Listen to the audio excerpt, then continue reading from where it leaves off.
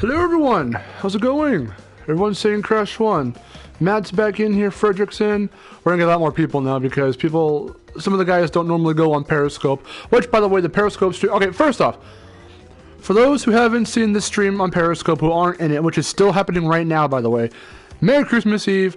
This right here, this segment of streaming for 3 hours for Crash and Sane Trilogy is part of the 12-hour stream that we've been doing.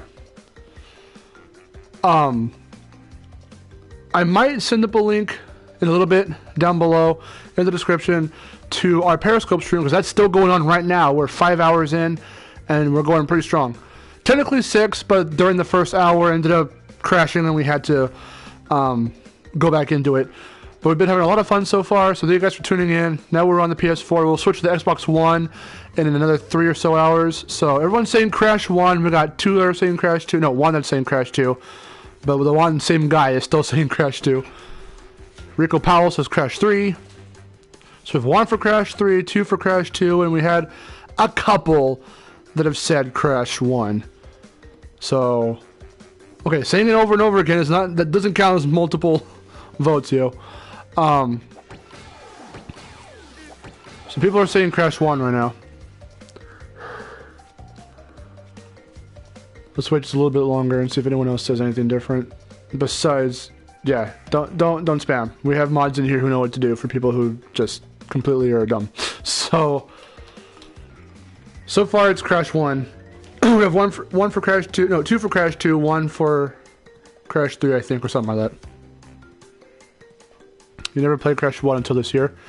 What did you think of Crash 1? I grew up with Crash 1 from way back in the day, so I know it front to back and everything.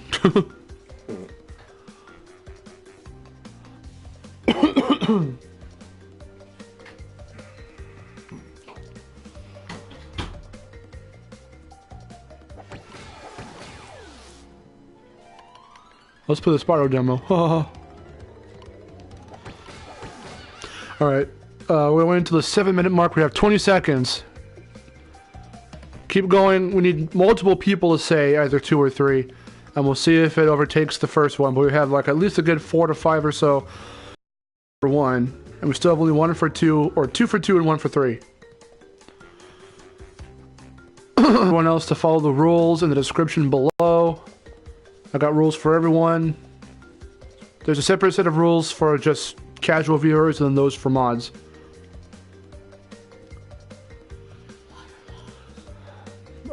Moderators. They take care of the stream. Alright, we're at the 7-minute mark. I haven't seen anything different, so we got Crash 1. Let's do it.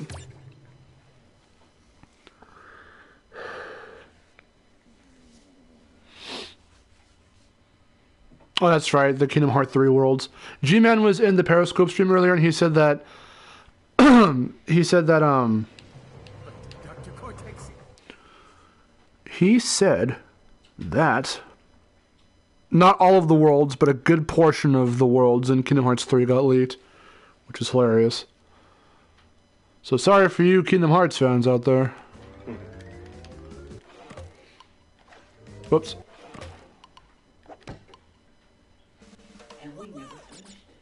Yeah, I know. Got stuck in the river. Remember? I remember we tried playing it again at the hotel. Oh, did I? Yeah, and I don't know. Oh, did we? Oh, that's right. Yeah. We didn't get far at all. We didn't get far at all. Well, what happened to us when we got stuck? I don't know, we just stopped. Fred says the opening cutscenes are so good. Hell yeah, they are. Zach says, whoa! So I'm not playing this because I chose it. I mean, I chose it to be part of the poll on Twitter, but I let everyone else decide between this, Inside, Ruby Grim Eclipse, and, what was the other one? I forgot the other one. I legit forgot the other one. But Crash 1 out. Whoa! We should do Stormy Ascent. Ha ha ha. Ha ha ha. I'm not doing Stormy Ascent, by the way. I'm not going through that again. Jose, what's up?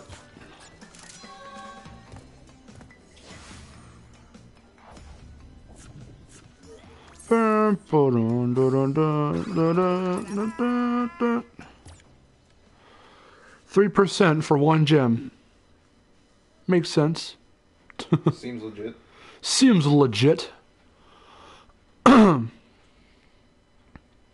So if you go onto Twitter and look up Destination Mark, you can see that I've got the Periscope stream still going, or you can go onto Periscope and type in Destination Mark, and you can find that. I only say that because not only right now are we still capturing the gameplay through Periscope, but then eventually after that, there's a bunch of other stuff that's been happening that you can go back and see. We drew for a bit for Vidgames FTW. We drew some promo art. And then... Oh, on top of here now. I'll do that in the original too. And you'll get to see all kinds of other stuff. That's essentially the face cam, sort of this. So yeah. How's everyone doing? Merry Christmas Eve. How long are we going to stream? We're streaming Crash for 3 hours. And then we're gonna do Xbox One for the last 3 hours, and that'll be the entirety of the 12-hour stream. Oh yeah, Fred, the Periscope stream was really laggy for him. I know it sucks, bro. I have no idea why it was like that. I don't know if it was your connection, our connection. But you're doing good. Alright, awesome.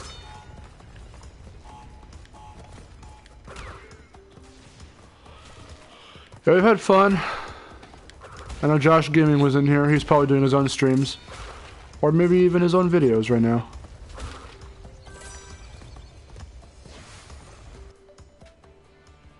We've had all kinds. G-Man was in here for a little bit and then he left. So everyone's either doing their own streams or they're just kind of chilling out doing other stuff for Christmas Eve.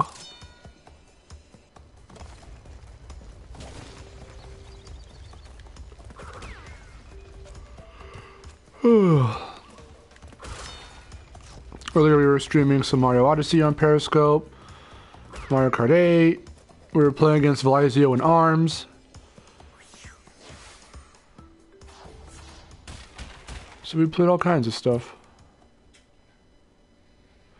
What movies in 2018? Deadpool 2 and Incredibles 2 and Wreck-It Ralph 2. Those are the 3 2s that I'm ready for. And then we're also going to go see Avengers Part 1. Infinity War. So we've got a lot going on. You said the same thing in the Periscope stream, dude. I already told you, you got squiggly, you're fine. Ow.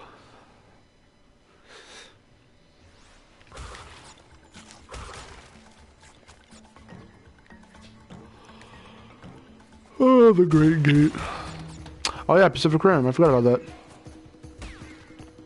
The sequel, the squeakquel. I didn't think you'd remember. No, I definitely remember because Victor read that comment off. Yep. I was drawing and then... I know, get your ass over here, Victor. I'm fine. Alright. Sorry.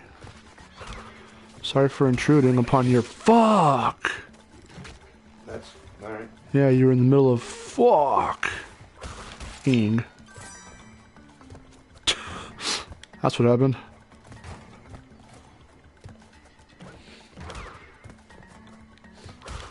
That's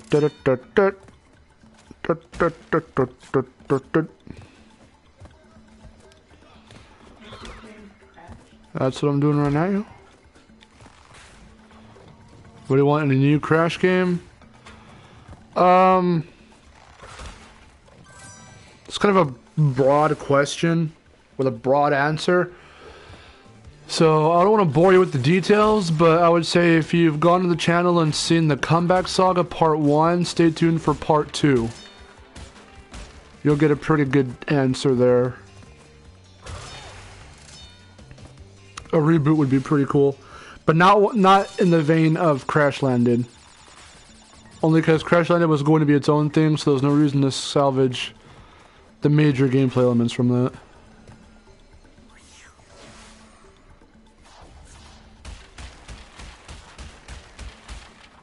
A Crash 4 comic, that's cool. I missed 9 boxes.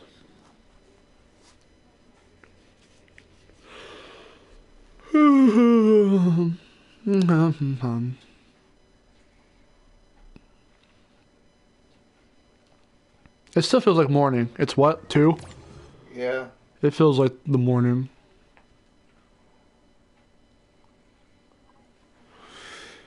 What is up? I don't want to mispronounce your name, but he says I have almost all the trophies.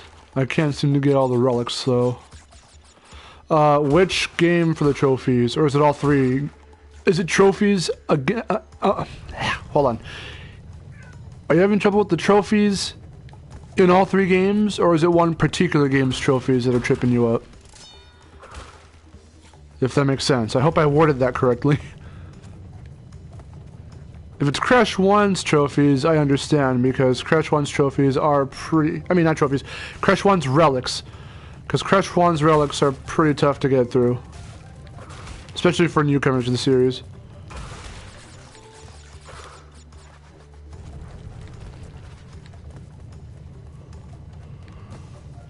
Oh, we got the platinums for these a long time ago. Not the relics, but the trophies.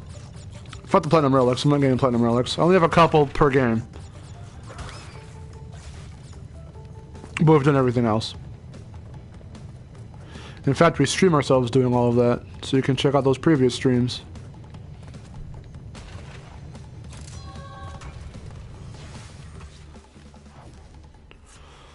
I got a perfect. All 3 actually, but Crash 2 is the hardest one. Ah, okay. Gotcha. Once you beat the game, this is a first for this version of Crash 2. If you beat the game, you get the dash shoes, and then yeah. But I see what you're saying.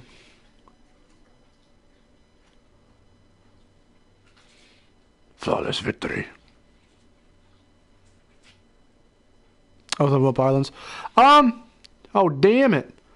Now it says internet connection's not sufficient, which is stupid because we're in the fucking living room.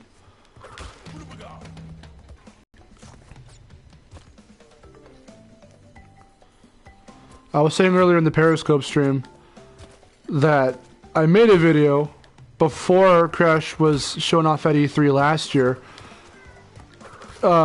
voicing my disgust at the idea of Crash being in Skylanders, because I thought they were going to mess him up, and they weren't going to take it seriously and handle the inclusion with care.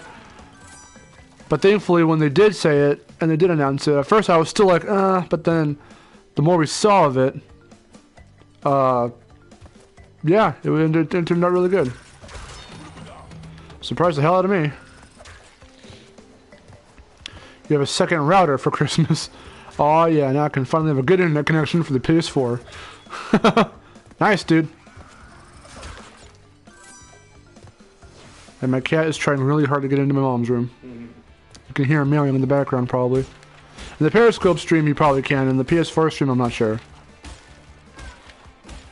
He's meowing up a storm over there. You won't shut the hell up.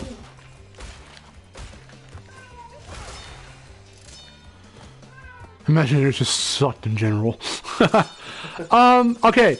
It's funny how you're the big Skylanders fan and you say that, and then I'm not a Skylanders fan at all. I really hate the series. And yet, I'm on record saying that I actually didn't have that bad of a time with Imaginators. Not nearly as bad as you've been seeing me have of a time with Spyro's Adventure. Fuck that game. The first one in the damn series. Not good. What I think of Tawna being like Pauline from Mario Odyssey. I don't know, they're both good in both games. I'm glad they updated her and didn't make her just like, oh, I'm trapped, help. They actually made her kick some ass. Zach doesn't like Imaginators. He thinks it looks... Oh, no, I don't think Imaginators looks terrible. I thought you're going for something like I don't like it. It looks terrible, but no, he says he doesn't think it looks terrible. Well, yeah, it doesn't look terrible. Not so much. It still looks plastic as shit, which is supposed to reflect the fact that they're supposed to be toys come to life. And you got Knack 2 and Terraria. Nice. The stories are garbage Imaginators and the levels were meh. I'm stupid. How do I get hit by Papu Papu? Yes, juggle physics to the rescue. Also, he has no iframes, so you can do this. Bam, got him. You can't do that in the original. He has iframes. When he drops his, when he starts going again.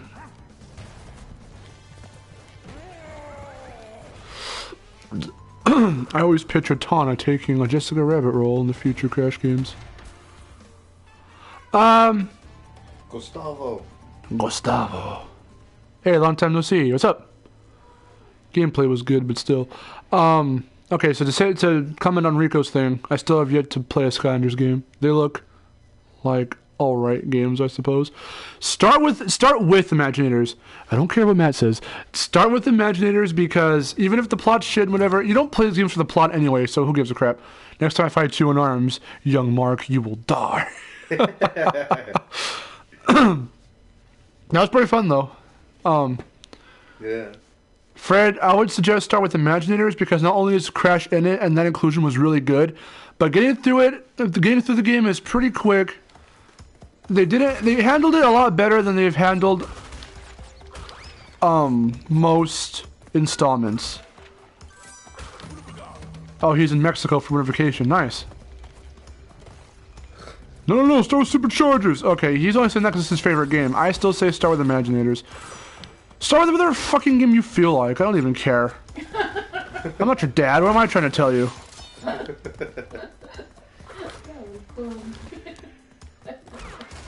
I'm not a Skylanders fan. He says he's gonna go with Imaginators. Okay, cool.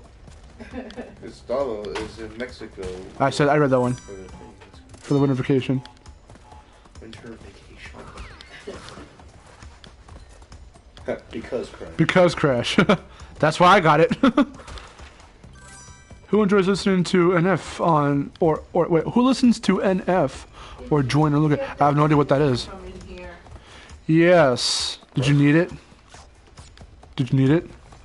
Well, I'm gonna get another one. Sorry. What? Okay. The extension cord. Oh. I don't want to be. Actually, I do want to be invincible because it's a lot better here. Oh, they're rappers. Okay. Shao Kahn is an ego. Is an ego just the way he is. Hold on. Or just the way he stands and says you will die. While the player has a chance to kick his ass while he says it. Crash was fun to play. Cortex was awful out of all the senseis. Yes, I've heard that argument on Discord. You don't have to repeat yourself. Well, for them, maybe. For me, I'm not going to really pay much attention to your rantings on that. I've already heard what you had to say about it on Discord.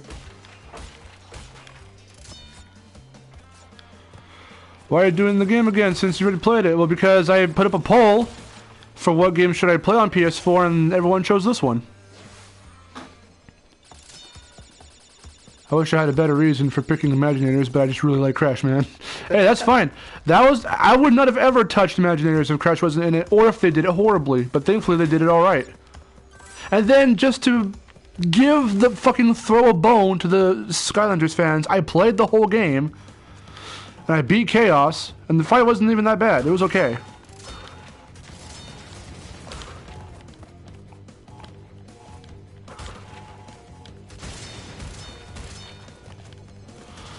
What do you think of Crunch and the PS2 characters? Reddit page says they're bad characters without any potential. In my opinion, Crunch and Nina have more. It just kind of trails off there. I didn't read the whole thing.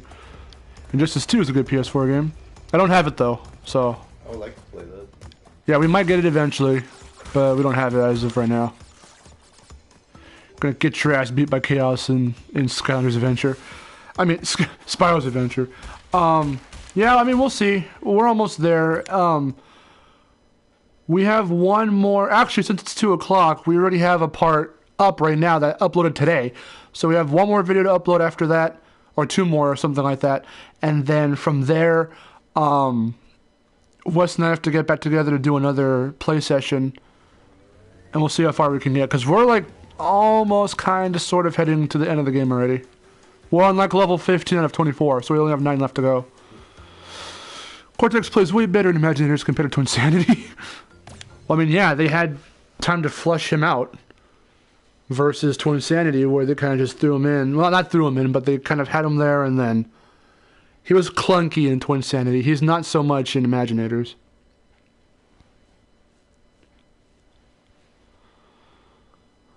Here we go with the broken fucking third hog with his hit detection.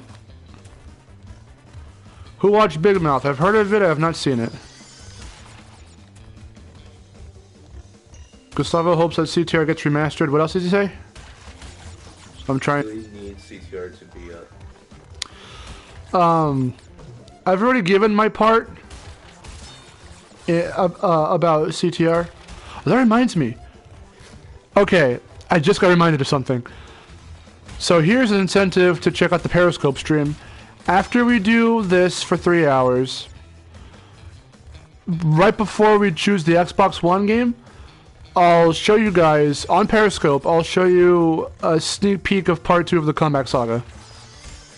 It's not done yet, but it's actually kind of far from done. It's not even halfway done, but it's about 40% of the way there. Almost 50%. I still have a lot left to edit in. But I'll find a part where you can either hear the audio or see what's going on, and then I'll play it on Periscope. And we'll do that after we finish this. Oh yeah, the crunch and the PS2 characters, that's right.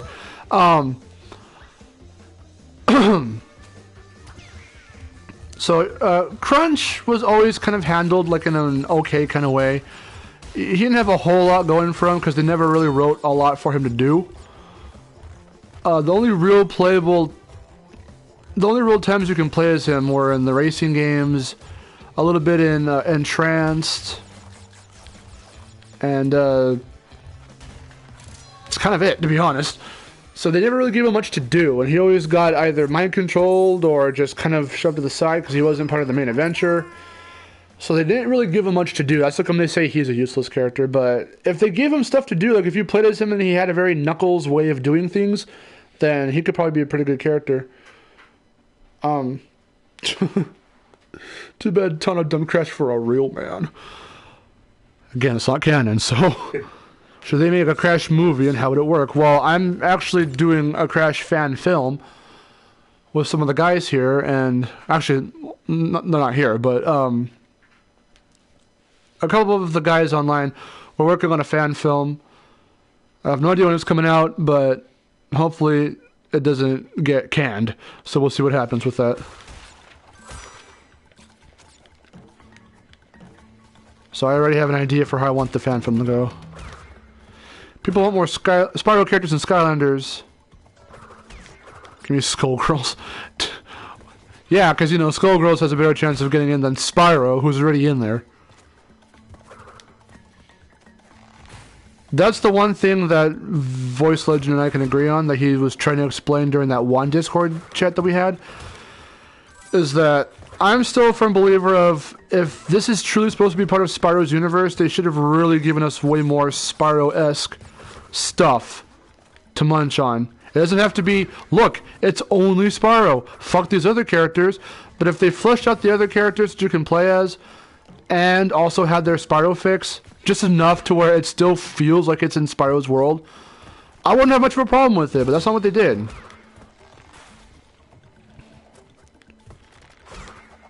So I'm a firm believer that they should have added more Spyro characters. I mean, yeah, we have Sparks, but he looks butt fucking ugly. Cinder's in there, and she looks okay, I guess. Spyro's design is still fucking gross. We have a Moneybags precursor. Well, not precursor, but successor, I suppose. No, precursor. Successor, I'm stupid. Never mind. Anyway. We have a Moneybags XP called fucking Auric.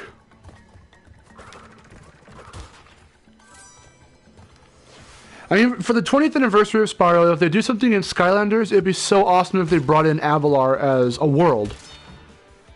Like the way that Thumper Wumpa Islands was for Crash. Something tells me that's why they delayed Sky 7. If Sky 7 happens, not only can Crash be compatible in there if they make it so, which they probably will, but they could probably also... Is Sparks voiced by Stimpy/Fry? You mean Billy West? No. I don't even know if he has a voice or not. Billy West only voiced Sparks in Legend of Spyro: The Eternal Night. Before that, it was David Spade, and after that, it was Wayne Brady. But in Sky 7, since it's coming out in 2018, and Spyro's 20th is in 2018, they should definitely they should give Spyro some true love and show Avalar as a world. And you could put Hunter and Laura and the Professor, I mean, whoever they choose to show off there. I think that'd be cool. So at least we get some kind of Spyro love. Oh, Spider-Man PS4. Oh my god. Yeah, that'd be cool. Oh, that'd be cool. It looks cool, but I don't know if I'm gonna play it. Spider-Man in Sky. Yes, Spider-Man in Skylanders.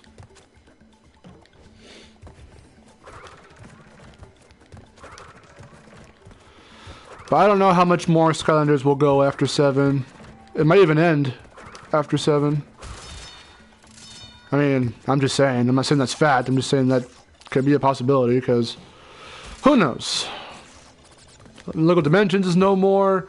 Disney Infinity is no more. Pepsi Man. Yes. Pepsi Man. Yep, Toys to Life is pretty much heading in a downward spiral. There's nothing left for it to really... We have Amiibos, but even those are coming out very, very scarcely.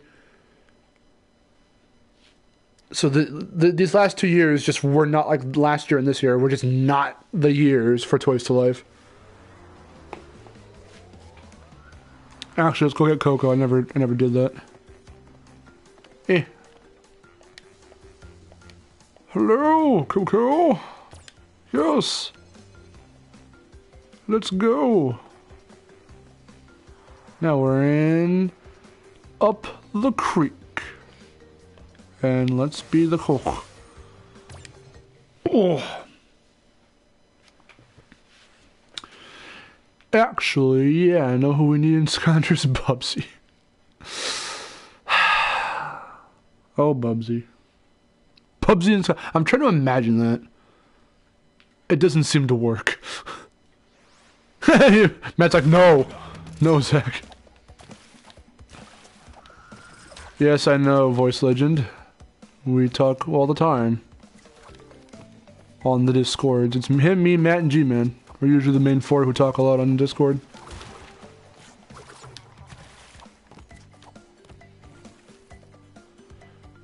People actually like Bubsy. Yeah, surprisingly. I don't understand it either. I don't care who the fuck says Blue Straight Back was okay. I'm still not playing it. I don't give a fuck. You send it to me, I will literally sell it and I'll film myself selling it. Because I'm not playing that game. I don't support garbage. I don't care. Bubsy's wasted potential. I don't think Bubsy ever really had potential. It was trying to just be another one of those cheap mascot characters. It was trying to do the mascot character formula, and it did not work in any of the installments that came out for it. He was just so fucking annoying. The character is annoying. The character is not likable at all. There is no way that character is likable. They make the cheapest of jokes with the puns and pop culture references. The cheapest form of humor. Even if you're self-aware about it. And the games didn't even control well, according to everyone most people who have played the original NES or SNES games. They didn't control that great, and everyone knows how Bubsy 3D is. Josh is back. What's up? Okay, I gotta go before it gets cringy. People on Twitter are trying to use the smallest things to prove him wrong about something. What could possibly go wrong? Fucking Frederick. Oh, man.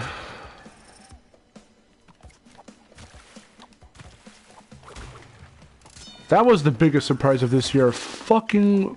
Motherfucking Bubsy came back. I don't see another installment happening anytime soon. Who knows? Crash Bandicoot original PS1 versus Crash and Coco PS4. PS1 still takes it. I love this as a remaster, but it's still its own realm. So I like it within its own realm, but in the rest of the Crash franchise, I would still go back to the originals.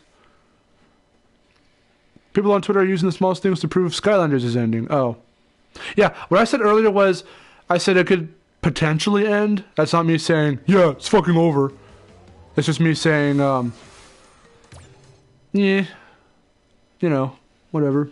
If Sky 7's the last one, I wouldn't care.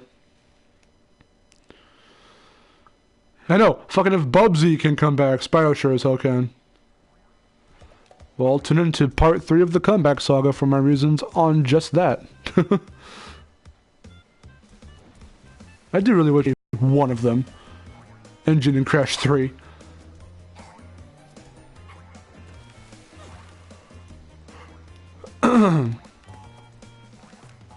But seriously though. Ah. Okay, let's get him... Oh, well, see you later. That should hopefully work. Or not. Oh, or yes.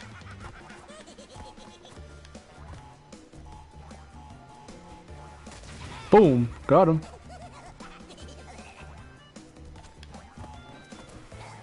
That's the argument that everyone says. Spyro never left. And yes, we do acknowledge that. But that's not the reason why we... Oh, there it goes! Wrong way! Wrong way!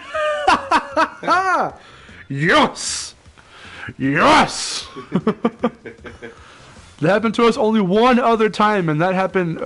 did I die or did I leave? Okay, I think I left. I wasn't even paying attention. That happened to us only one other time, and that was when we were doing... when Victor and I were doing the playthrough on Vid Games. He went the wrong way. I'm sure someone out there is like, flaw, game's unplayable. Yeah, I see. Matt, glitch! Yep. The PS1 version of Crash is way better than Insane. I only recommend Insane to kids, only for graphic reasons. Yeah, makes sense. I don't blame you. Trail of trash! Don't start that shit.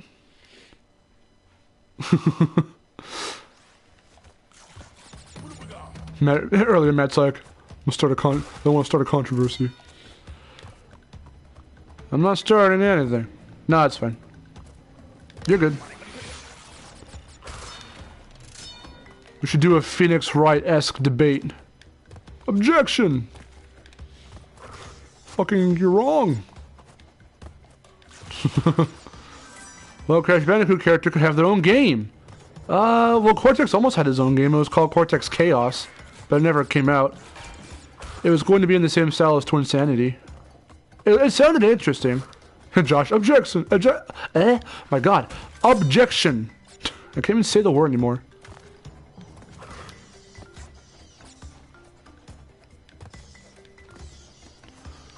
Objection! Objection!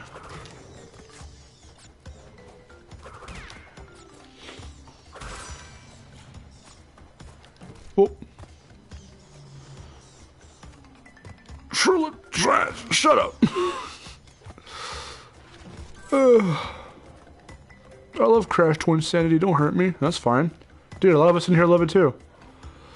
It's my favorite non-Naughty Dog game.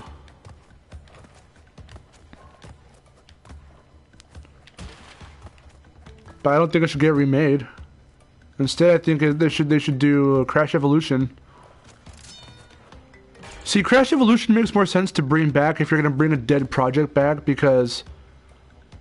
Yeah. Only because... Wait. Only because if it's cut content of its Only because of its cut content and potential. Yeah, like... I don't think they should remake Twinsanity I think they should go back to what it was supposed to be, Crash Evolution. Because, and I mentioned this in part 2, but I'll give a brief synopsis of my thoughts about it here.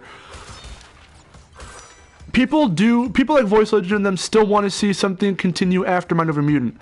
I personally don't want to see that, but there's a way you can kind of make it happen. You can have a direct follow-up to Mind Over Mutant if you did Evolution, because Cortex at the end of Mind Over Mutant escapes into outer space. So what's the next logical thing for Crash to do? Follow him. If they follow him, they'll find enemies and villains who want to, you know, do interplanetary domination, and they'll have to team up again to stop them. So that's very much like what the original plot was supposed to be. And then from there, you can go and visit various planets and do various things, and just try your hardest not to make it like Ratchet and Clank. That's the biggest reason as to why it got canceled. Because Ratchet and Clank was the biggest up-and-coming thing at the time, and it was about just that, going to planets and saving civilizations and shit. So you can definitely do something that's not like that. Yeah, Oxide. Oh, bring Oxide back. I didn't even think about that. How weird. I'm not even joking. I did not think about bringing back Oxide as like a main villain in a platformer Crash game. That would be so fucking cool, actually. Or maybe he was just one of the various enemies. Oh my god. What if you could go to Gasmoxia? That would be fucking cool, dude. I'm getting hyped. I'm getting hyped for an idea we have. What if you get to go to fucking Gasmoxia and take part in some kind of crazy Max Fury Road, Max, whatever it's called, Mad Max Fury Road looking fucking... Oh, that'd be awesome. Some kind of racing shit. That would be fucking cool, dude. That would be awesome. I forgot who said the comment. It's one of the new guys, but like I was going to say earlier too, what do I want to look for in a new Crash game? If they do a reboot, they could definitely do something cool with it and make it unique that doesn't really resemble any other Crash game. What if he was an upcoming... Oh, in Ready Player One. Well, they have Tracer in there. Oh, fuck. I fucked it up. I wasn't paying attention. Fun fact, Oxide makes an appearance in my Crash 4 comic. Nice. Let's make our own game company to make this happen. Funny enough, I've never thought of doing a Crash fan game. I wouldn't be able to do it justice. Doing a Crash game like the ones that we're thinking of would take a lot of time and potential. And obviously Activision wouldn't have any of that in this day and age. So I don't know. But I would like to work on some kind of Crash project like that. Zerk's back! Yo, yo, yo! I have arrived. We're talking about Crash stuff, as per usual. And also, we're talking about Crash Evolution, going from planet to planet. Josh Gaming suggested fucking seeing Oxide return. And then I said, how cool would it fucking be if you could actually, in that kind of a game, travel to Gasmoxia, his home planet. Or he captures them in like their own ship or whatever and brings, like, reels them into the planet and forces them to race. And then that's like a plot point in the game or something. I don't know. That'd be cool. I keep telling people on Reddit they need to make a new Crash game that we've never seen, something to wow us. Exactly, dude. And even if no one does it in a fan project, because fan projects are really, really hit and miss, Vicarious Visions or whoever else would decide to tackle Crash need to make a game that's going to wow us in the exact same way that Nintendo wowed us with Odyssey. And actually, that's another point I make. I make a point saying that if a reboot does happen, it should take some inspiration from what Odyssey did, make it open world, but not in the way that Twinsanity or even Mind Over Mutant has done it in the past. Really do like a different version of open world that works for Crash. And then just go all out with it. Do some crazy shit that we've never seen Crash do before. That would make sense for Crash. Saying it now, if it's nothing but remasters at this point, then the series be remastered. Yeah, that's what I've said. In my notes for part 2 of the Comeback Saga, I made a note saying that it's just going to dig itself into a hole that it won't be able to pull itself out of at that point. But on the opposite side of the coin, the only other game that I can see getting remastered is CTR, because it's not a platformer, because it's a racer. That's the only reason. If people really wanted to fight more for Wrath of Cortex or Twin Sanity remastered and not CTR, I would say, yeah, no, it's not happening. CTR has the potential because it's a racing game, and it's a racing game that everyone knows, just as well as the platforming games. That's why we want it. And even though I do want it, I don't think it should happen right now, because we've already got this. This is enough for the remaster side of it to satisfy us. So we should focus next on some kind of a reboot or something else. And then eventually, if they want to do it, they can go right ahead. I'll still be hyped for it. I don't care when they do it, I'll be hyped whenever.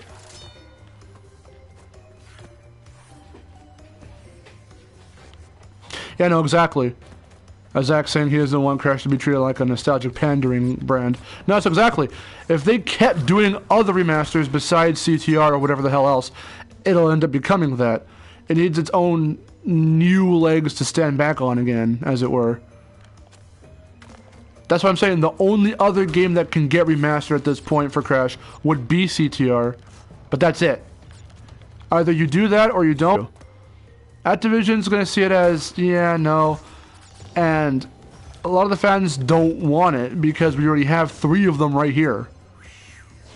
Give Crash a break, let Spyro get a remaster in the meantime.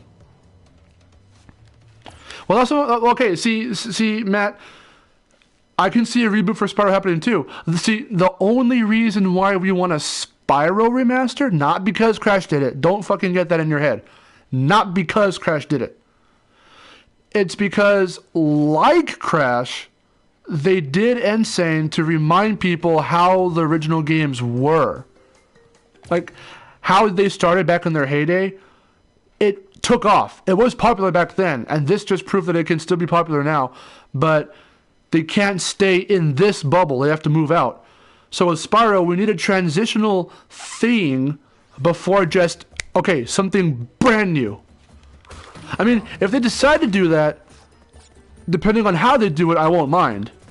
If they do it in a weird way that I'm not going to really see it as, you know, why the fuck are they doing it this way, I'll be concerned. But if they do something that's, you know, if they handle it cleverly, then it's like, okay, I can see this happening. A Spyro remaster would be a transition into something new. Same thing for Crash. They could have kept Crash in Skylanders and only in Skylanders, but the fans would be in an uproar because they want to see something for Crash in his own brand. And this is the first step to that. This is the transition. So we've got something nostalgic that the old fans can remember, the new fans can get into, and then whatever new comes next is going to be completely new for everyone. Same thing for Spyro. If a remaster happens, it's so that way people can remember how Spyro was back in the day and celebrate the anniversary. So it's 2 for 1, and then we can move on. Or we can move on right now, but that's a little more risky because we don't know how everyone as a whole will react to it. Even if a Spyro remaster happens, everyone's going to react differently. I already know that. Those of us who want it will go crazy. And those who don't just won't really care. Whatever, I'm already expecting that. I don't care about that. But it's a transition. You can't run before you walk. You kind of know what I'm saying? Spyro has 2 main demographics that have little crossover. Exactly. So the way to make that work would be to bring back some kind of a classic Spyro thing into Skylanders for the 20th. And then bring a remaster for the transition into him going back to his brand.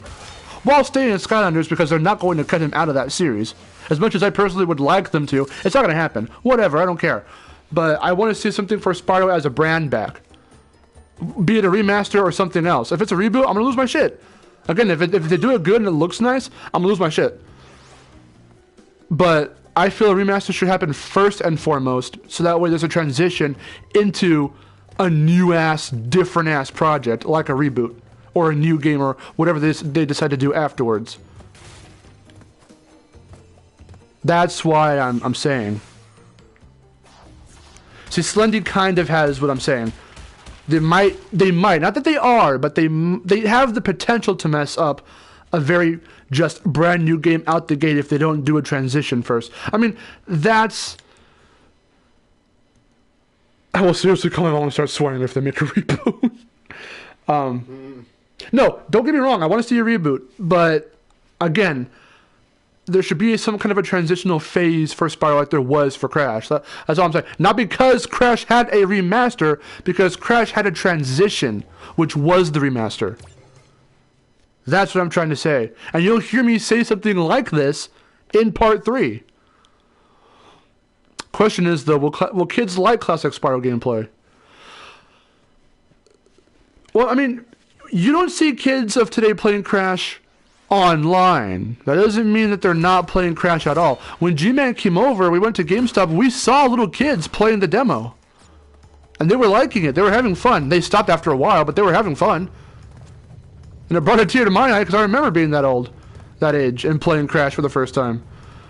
So, I mean, it's a kid's game. The kids will have fun with it. Just because you don't see... Oh my god, I can't believe I failed that fucking Boulder Dash. Just because you don't see kids playing it online doesn't mean kids aren't playing it at all. There's still a demographic of it's aimed towards children. But it's also offhandedly aimed towards the adults that grew up in that era of playing the original games, because they're trying also offhandedly to, you know, not pander, but to like, yeah. To like kind of rope us back in, because it's like, hey, remember this? Well, here it is looking better. So for Spyro, we would still lose our shit because we remember those games and we want to see them come back in a kind of, you know, new light. But the main thing is to get kids into Spyro as a... See, and that's what I'm trying to say. You see how it comes back to Skylanders? It's going to be hard for Spyro because they never treated him like a big deal. I mean, sure, like we were saying on Discord, if they made it to where Superchargers or Trap Team, whatever the fuck one, gave him his plot and his backstory, that's fine and great. But they should have done that in Game 1. Actually, in part 15 of Spyro's Adventure, the one that my friend and I are doing on Vid Games, you haven't seen it yet because it's not up, but we were in the catacombs, and I just at that point found Spyro's soul gem, and I stopped and I said, what? This far into the game and we just finally get to see Spyro's soul gem, the thing, the collectible that shows you who he is and what he does. They waited that far into the game to show you the main fucking character the game is named after. Like, that right there was like, yeah, this is not about Spyro. At least in that one first game. Again, I don't know or so much as even really care about which game later in the franchise started to give him his backstory.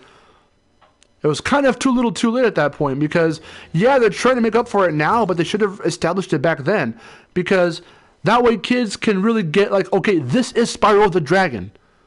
And then if they decide to do something with him and his brand later, aka nowish, the kids will be able to transition from Skylanders to Spyro the Dragon. Like, okay, I remember this character. He has his own game? That's fucking cool. Because, you know, the kids will say that's fucking cool. And then they'll play it. It's like Skylanders featuring Spyro as a side character in his own game. I mean, because on the other hand, kids can play only as Spyro throughout the whole game if they want to. The game never says that you can't do that, but it never, you know, gives the focus or the spotlight on him. Sure, in the ads they do, in the commercials, he's hanging out with Gil Grunt and what the fuck ever else, but like barely in game 3 or 4 or something, then they started going, yeah, this is a big character. No. Why didn't you do that in game number 1? Because now you just made it harder for him to branch out back into his own name. At least for kids, the kids of today to get into it.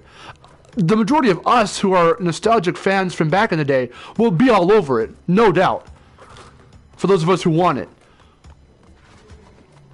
Yeah, in Japan, Spyro was a huge thing. Yeah, no, totally. So was Crash.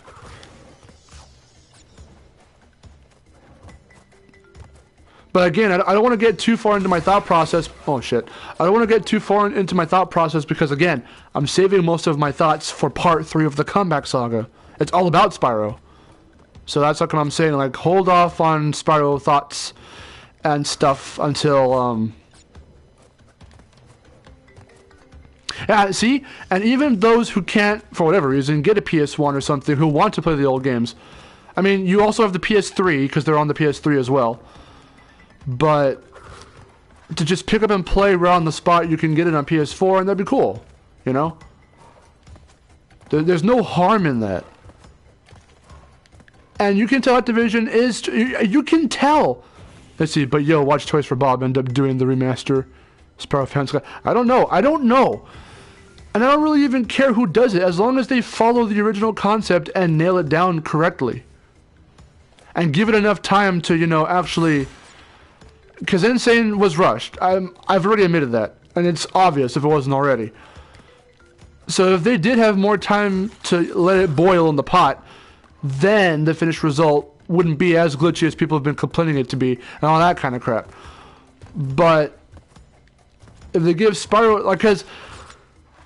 Back when we were all saying, yeah, Crash is dead, Crash isn't, whatever, back in 2015 and 2016, before June, Crash is dead, Crash is whatever, he's not coming back, how can he come back? We don't know. They were already making, you know, they were already starting up ideas for Insane, and they were doing him in Skylanders. They already had the process going while we thought he was dead. So who's to say that that's not happening for Spyro right now? Yeah, I can't prove that it's happening, but you can't prove it's not. So, I mean, we have to wait and see. We have to play the waiting game until June.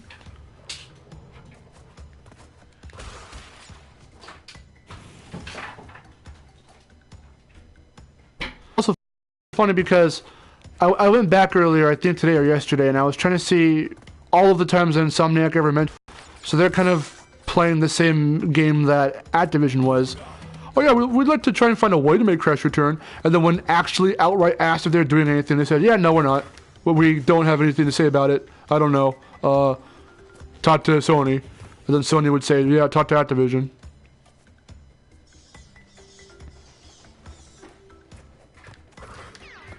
Kids of today just need a time machine to understand us. Yeah, pretty much.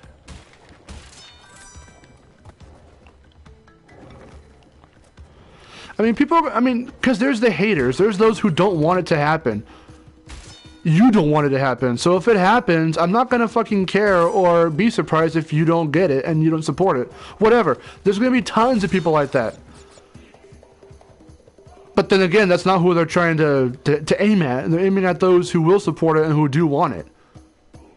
And they'll build it around that specifically, and for the kids who will get excited for it.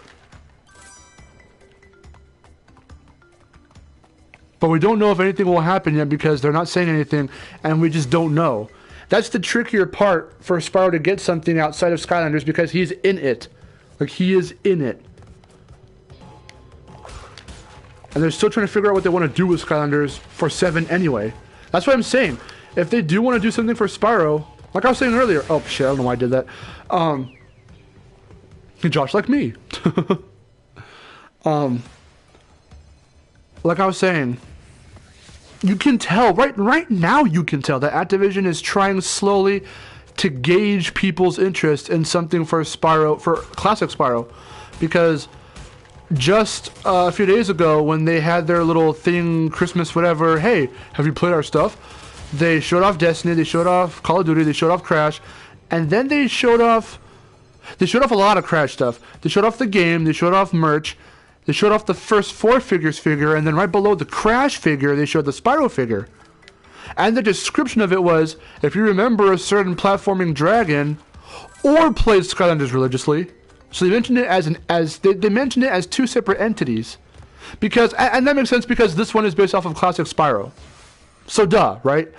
But even when First Four Figures got the question, so did they want you to do Skylanders Spyro first, or did you have to fight to make them see that you want to do this one? They said no. It was no contest. And Activision was, hearing us, very clearly and loudly that we wanted to do Classic Spyro, and they just said, do it. You would think Activision being Activision, like, they could have been like, well, but he's in Skylanders. Don't you want to consider doing a statue for him looking like that? No, they were like, okay, Classic Spyro, sure. So, and it's not to say it's a tease, it's not a tease, it's not a whatever, a hint. It's just interesting. It's curious. It's like, okay, so, they want to give some love to Classic Spyro because the 20th is coming up. So, like for Crash First 20th, or like Medieval for its 20th, will they do something for Spyro First 20th? Activision doesn't own Medieval, so I'm not really saying it like that. I'm just saying, of the PS1 mascots, to get a fucking remaster of some sort.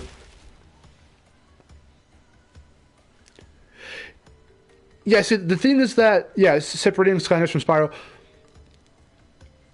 Alright, see you, Matt. Zach says I wouldn't separate Skylanders from Spyro. Yeah.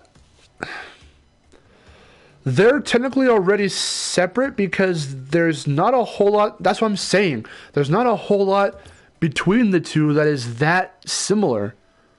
Besides Spyro being in it, besides Cinder being in it, and besides Sparks being in it. Besides that, Skylanders is its own entity that is a spin-off of the Spyro franchise, but it's not considered a Spyro game or part of Spyro's lore, besides tying a couple things from Legend of Spyro and other stuff in there for reference. That's what I mean. If only we got this 2 years ago. So it's like, look, all I'm going to say is if Rayman and the Rabbids can coexist after being in the same games together, and if Rayman can make, which he did, make some kind of a reappearance in another Rabbids game after the split, that means they can still cross over. So you can still have Spyro in his Skylanders incarnation be in Skylanders, and you can have Classic Spyro revamped on the PS4 and have that be its own entity. There's no reason why you can't.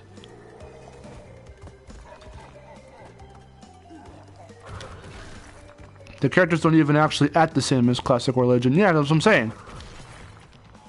It's a different portrayal, aka a different incarnation. The same character, the character never died. He never went anywhere. But the brand was nowhere to be seen for 8 years now. Actually, almost 10 years. Come 2018, it'll have been 10 years since Dawn of the Dragon. The Sly Coopers? Oh, yeah. I've beaten Sly 1, and I own Sly 2 and 3, but we're still playing 2 right now. And we haven't even touched 3 yet. But yeah, no, Sly Cooper's really cool. I'm waiting for the... Alright, see you, Frederick. Thanks for tuning in. Merry Christmas Eve. Frederick says Remaster Croc. That'd be cool. Just don't give him tank controls. That was awful.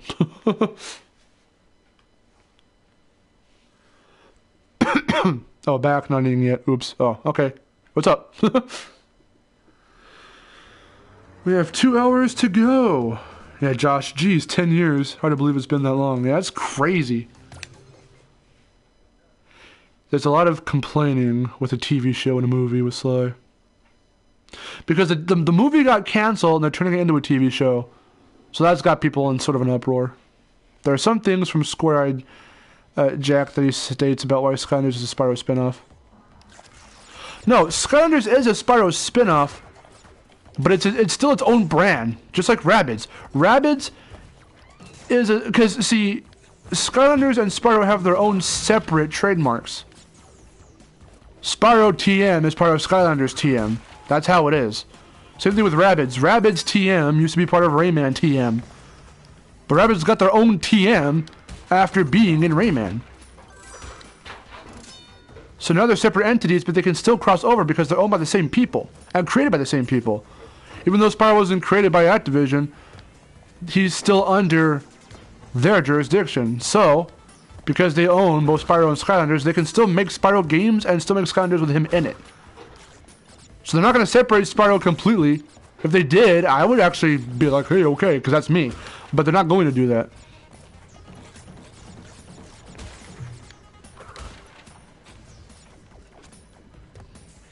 Only our generation will complain about this.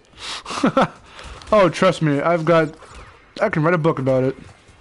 I should write a book, publish it, get bestseller in 2 weeks. No, 2 days.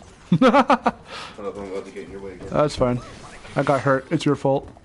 Just well said. Thank you, man. Hey. And again, the only reason why I'm saying remaster for Spyro is because it should be a transition. Like I was saying earlier, you can't run before you walk, and likewise, before just jumping in with something brand spanking new for Spyro that does all kinds of things that the original never did, you should at least bring back the original so people can remember why he was even that great in the first place. Because he was great. He was right next to Crash, regardless who says what about it. A great hit. Who's going to watch Venom? And Josh says me. I'm probably not going to. I just wish the graphics looked better. And then said, Alchemy fits Skylanders perfectly. Crash not so much, because they ripped the assets straight from Skylanders. It's kind of like Victor Voice Legend said. It's basically a Skylanders game skinned to look like Crash, and I don't completely 100% disagree with that.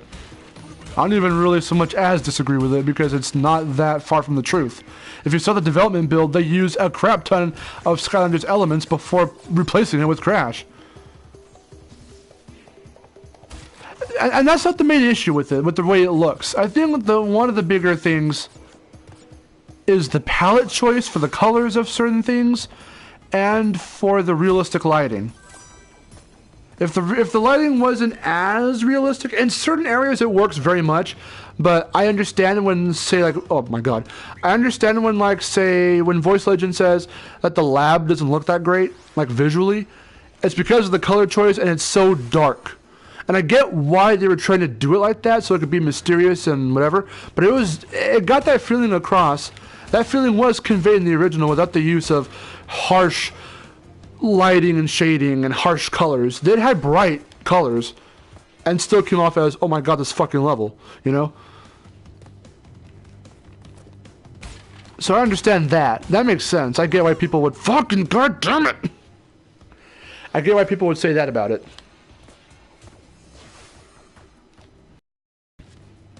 I especially hate when Crash slips off a platform.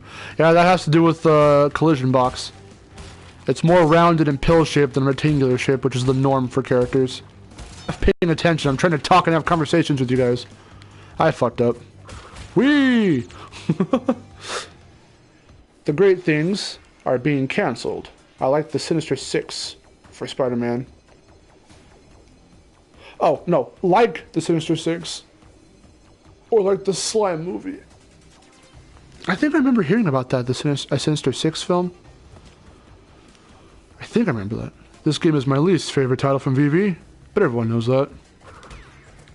Yes, because you've said it a lot. Shut up about it. No, I'm just playing. I'm just playing.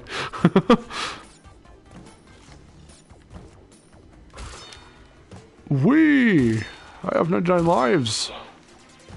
How many do you have? Oh, fuck. Alright, cool. Cool story, bro.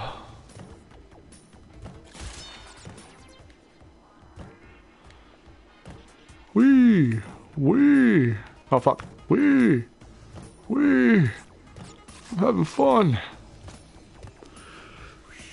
I remember it took me 5 hours to beat all 3 Crash games, one after another. Whenever we're gonna have his game with 3DS instead of a Spyro remaster. Entropy Engine, Papu Papu, Coco, Tanapura, Komodo Brothers, and Polar, and our crew models need touching up. The rest to me are okay, I guess. I know you've said it many, many, many times. I get that reference, Josh. I hope that was the reference you were going for. It works on many levels. Oh god, my head. I have to pump my fucking... there we go. Let's switch to the Coco. That would be cool if Crash and Spyro were on the 3DS. It's not really gonna happen anytime soon, though, I don't think. I don't know, this game just doesn't scream VV. It doesn't feel like VV. Josh, yes, I'm glad you got that reference. Well, it's not supposed to feel like VV, it's supposed to feel like Naughty Dog. VV's version of Naughty Dog. But you know, if anyone else, like Sucker Punch or fucking someone, were to, or Insomniac, or someone, how cool, that'd be weird if Insomniac made a Crash game. How do you think that would work out? That'd be interesting. But my point being, if any other cartoony, you know, developer remastered these games, they would all be, it wouldn't look like this, it would look way different. Everyone will have a different interpretation of Naughty Dog, and it won't feel, oh my god, I swear I hit X, and it won't feel like that developer who's doing it because they're not trying to make it their style, so to speak. They're doing their version of Naughty Dog style. That's why this doesn't feel like Vicarious Visions to you.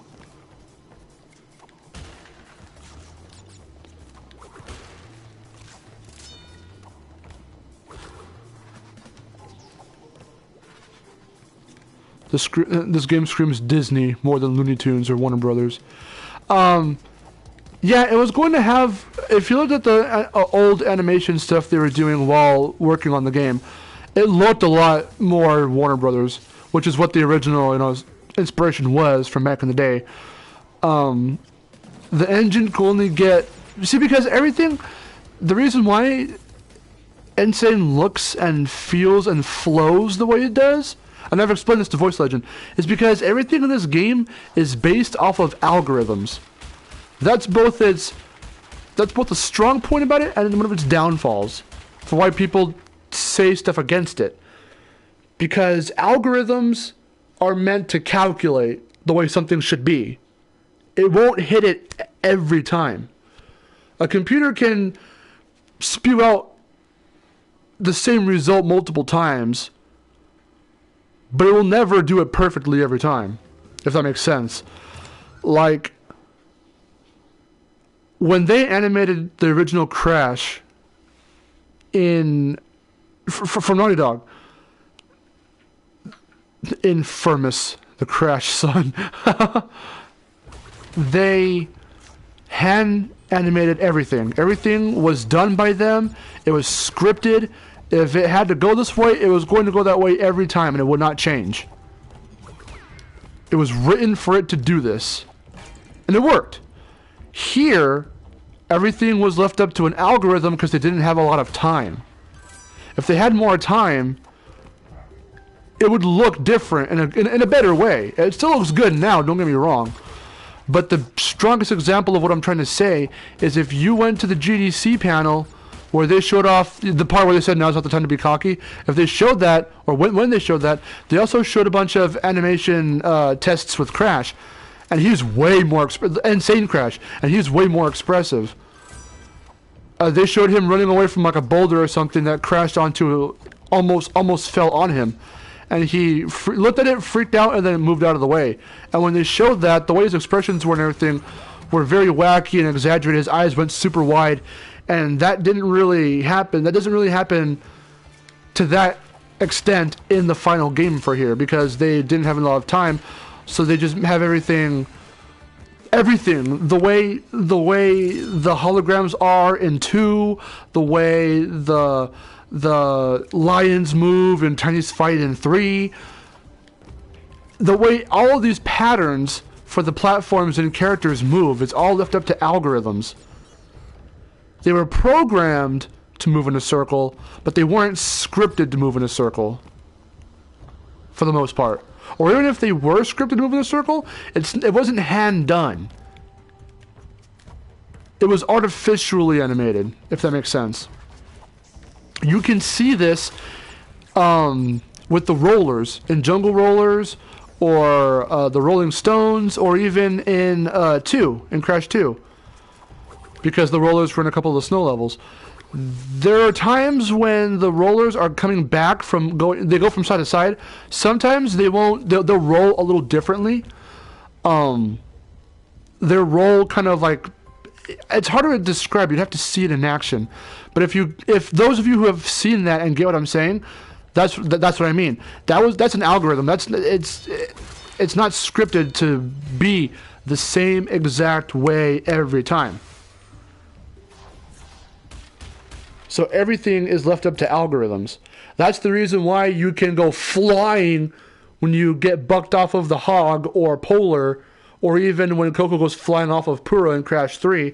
They fly very, very far, way further than they're supposed to, like in the originals. Because in the originals, they're scripted to fall in the death animation to a certain length away from where you got hit. And it's going to be like that every single time. But in Insane, you can go fucking flying randomly at different intervals and land in different spots and look different ways when you get hit on the ground. That's an algorithm. All it checks for is if you get hit, you go flying, you fall. So I mean, yeah, this is pretty deep. I mean, I have to say these things so people understand, so that way they don't complain. Not that anyone's complaining here, but it's justifying why people say what they say about it, without them sounding like, well, I'm just bitching because. Like, these are the reasons why you're saying what you're saying. If you didn't understand why certain things like that happened, that's pretty much why. How's it going? Oh God. Kids would not have a clue of what you're saying. Yeah, I would have to break it down into simpler terms, or show examples. I feel showing is way better than telling. Even in games. That's why I don't like tutorials. Showing is better than telling. Actually, no. That's movies. I forgot. Neil Druckmann said that. I was there for when he said that. We went to a panel that he was at. Not a game panel, but a discussion panel. In 2015. And he said, movies are supposed to show you and not tell you. Because telling you would turn it into exposition. Games are supposed to have you do and not show you. So tutorials show you what you're supposed to do when something happens. And that's not, it's annoying and it's dumb because it's essentially belittling your intelligence. Like, you know how to press buttons on a fucking controller, so you can just find out what to do yourself. If they find a way to cleverly show you how something is done, then they're using the game to show you, not their fucking words. Or visual examples, like Mario has it to where you can have it play the game for you in Galaxy 2. Don't ever talk to Cosmic Rosalina. There's no reason for you to talk to her. Because the game plays itself, and then you can take control whenever you want, but even if you beat the stage, you can't get the actual star. They give you a bronze star. Like an A for effort.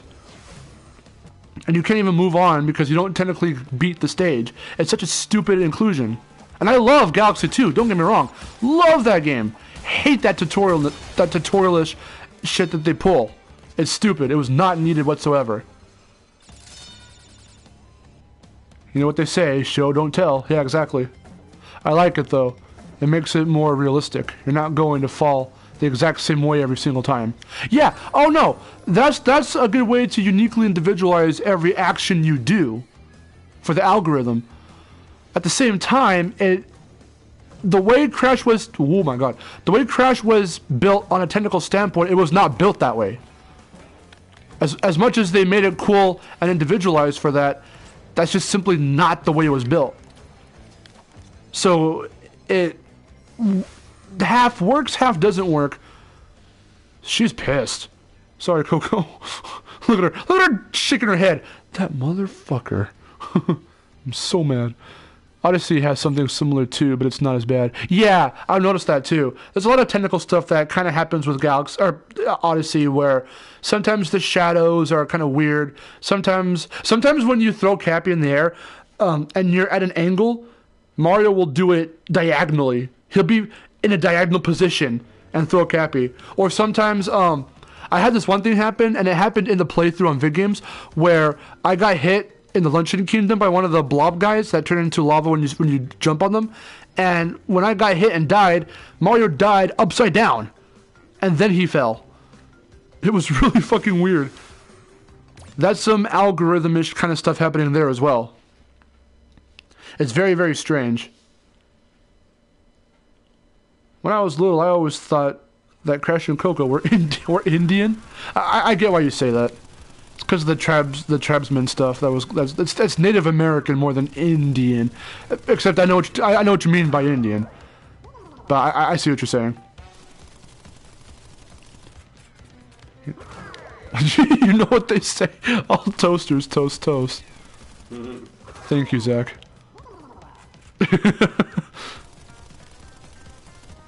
Meanwhile, Pinstripe.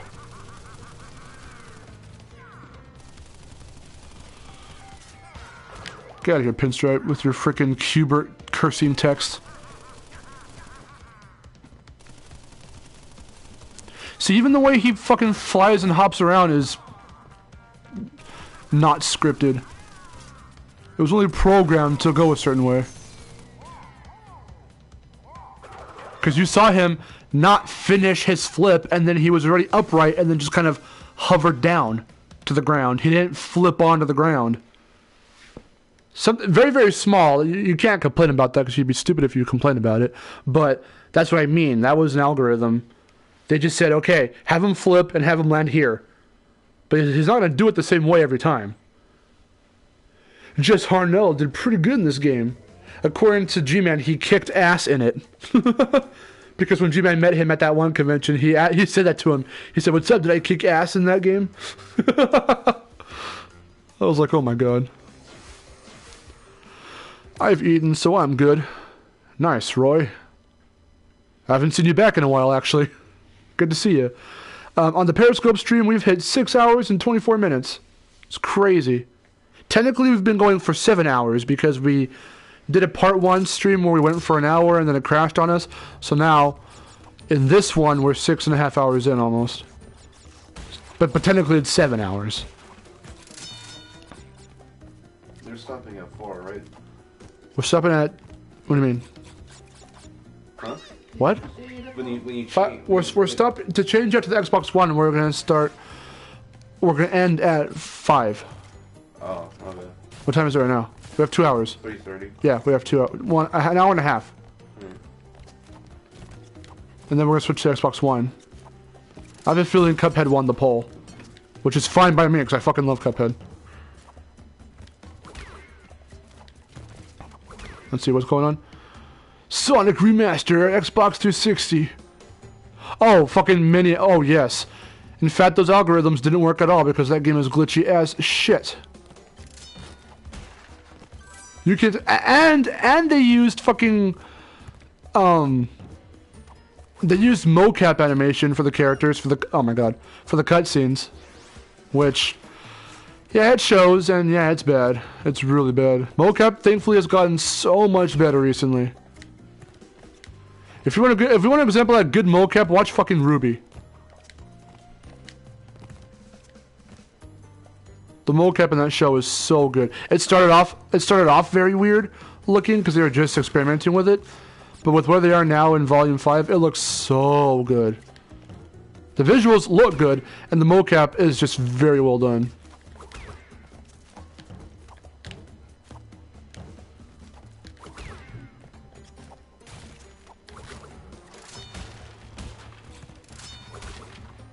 There is a theory that Cuphead and Mugman are actually criminals. They make moonshine. Fuck.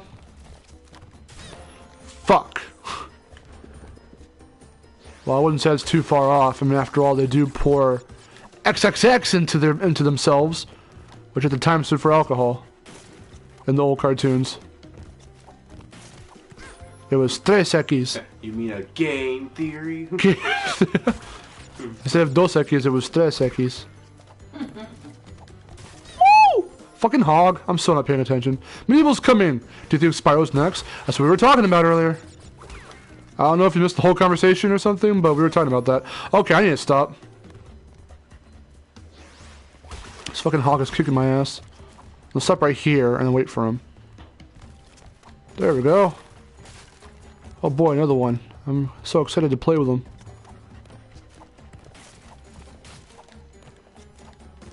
I've heard about Medieval. What's that game about? So Medieval is about this knight who, this warrior named Daniel Fortescue. He was in this great war, and he was heralded as a hero, but when in reality he was hit by the first shot and killed in the first shot.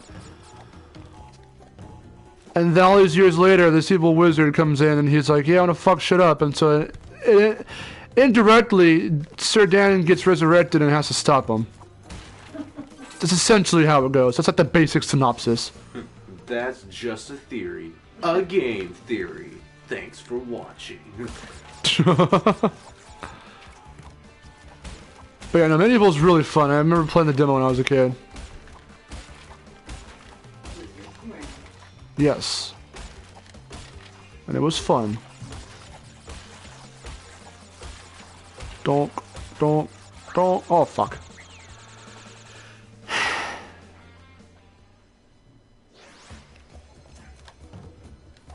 My keyboard's messing up. Oh, fuck. Oh, okay. Nice. Whoop. Did it.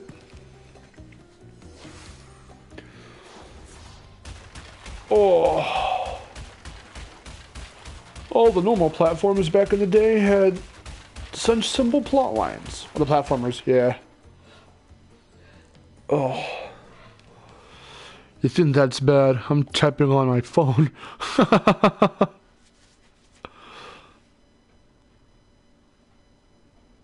Yeah, because the platformers back in the day were gameplay first, plot later. The plot didn't really matter. I've never played it, but I'll pick up the remaster. Another reason why Spyro needs one's because not everyone can play the original. Exactly. I mean, for those who don't have a PS3, they could. At the same time, though, not everyone can get their hands on a PS1 so much anymore. So yeah, that's what I'm saying. Not only is it to introduce, kids and just fans or players in general as to how Spyro was back in the day, like this did for Crash, but it can look amazing, because if these games, which are linear as hell, look amazing, imagine how open Spyro would be and how awesome it would look. I might pick the game up. It seems interesting. Yeah, for Medieval, definitely play it. I'm telling you, it's really good. Yeah, it's really good. If you like that very Tim Burton-esque kind of horror, you're gonna like it. Everyone says it has a very Tim Burton, almost Nightmare Before Christmas-ish kind of feel with the music and the look. And yeah, it pretty much does. No. The first game's been remastered. It's not a collection like this one. As far as we know right now. They never said it was Medieval 1 and 2. They just said it was going to be Medieval. So I'm going to only assume it's the first game only.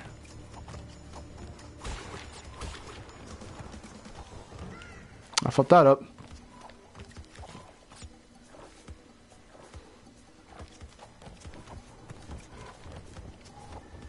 I fucked that up. Cool, okay.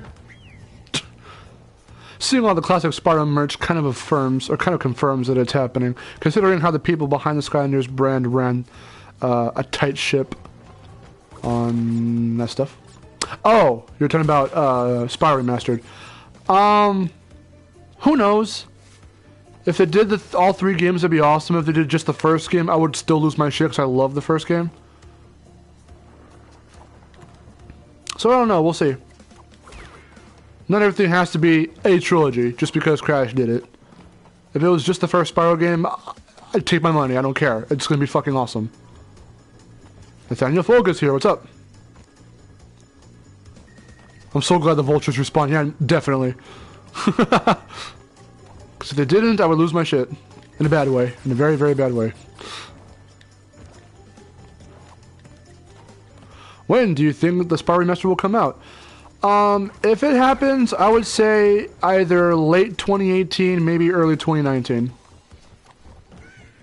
Just so that they have enough time to flesh it all out and make sure it runs the way it's supposed to, and that it looks good and that everything works. We have to give them as much time as they possibly can get. Merry Christmas Eve, by the way, Nate.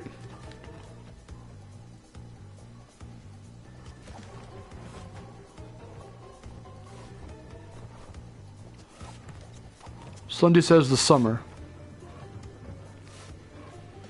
See, look, this is slightly out of sync because it's not... It's an algorithm. That was so out of sync, it kind of hurts me. Of whatever year. Ah, okay. The summer of whatever... Fuck. The summer of whatever year. Makes sense to me.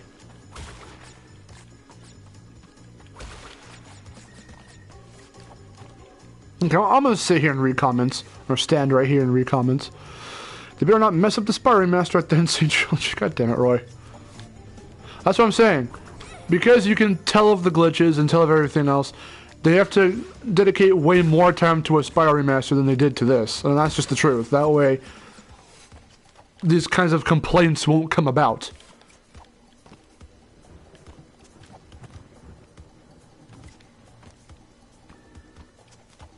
I'm gonna watch gameplay for Medieval.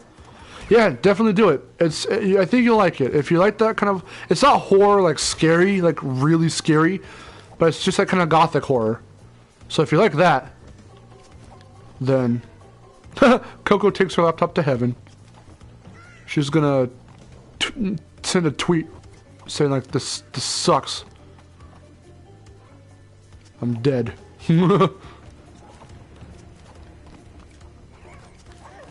Oh god. Do you think Spyro is better off in Skylanders or in his own game? Definitely he needs his own game. He is not off in any kind of good way in Skylanders.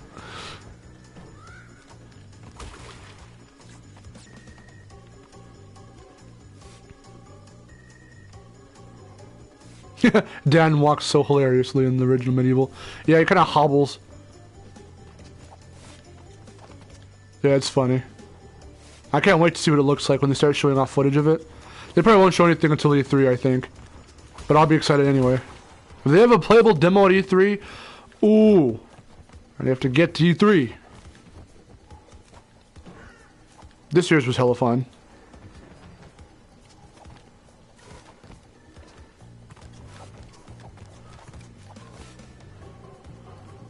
I think it's in sync this time. I hope it is. Yes, it is. Thank God. It's only a little out of sync. I mean, it's... Oh, shit. I mean, it's not going to be exactly like the originals, but they'll try to make it as close as possible, if nothing else. Yeah, exactly. That's what they did here with Insane. It's just that, again, the technical side of it is what people don't like about it. If anyone complains about the visuals, ignore them, because those are dumb complaints. It looks beautiful. The only other issues I could see are the palette choices, and I understand, but I don't full-heartedly agree. But I understand. What I can't understand is those who complain and say it's flawed and broken and bad and 0 out of 10 because of the technical stuff. The technical stuff is different, and it does feel different and all of that crap like I was talking about, but to really say that it's that bad, no. Their game's way fucking worse. Sonic 06 and Bubsy are flat out broken. This is not. Get your head on straight. But if a Spy Remaster happens, whoever handles it, they do need to make sure that stuff like this doesn't happen for it.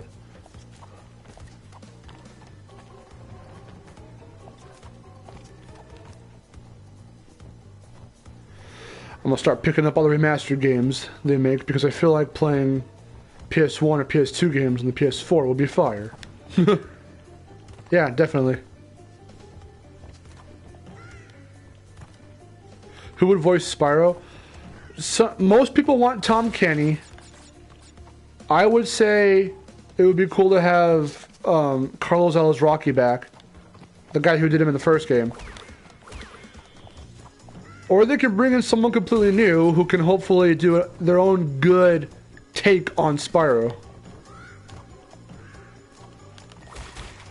The other Skylanders won't leave Spyro alone, and he has to find a way to get rid of them.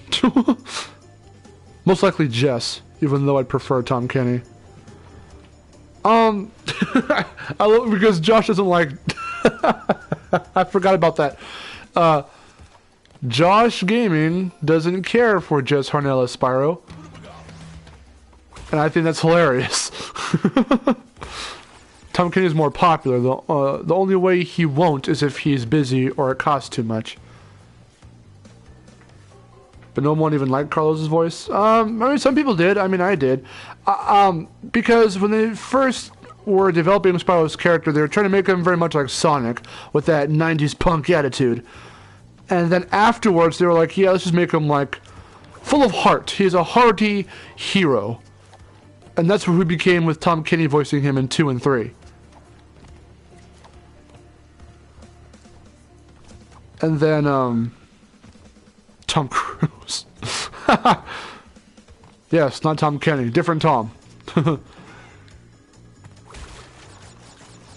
Yeah, I don't know.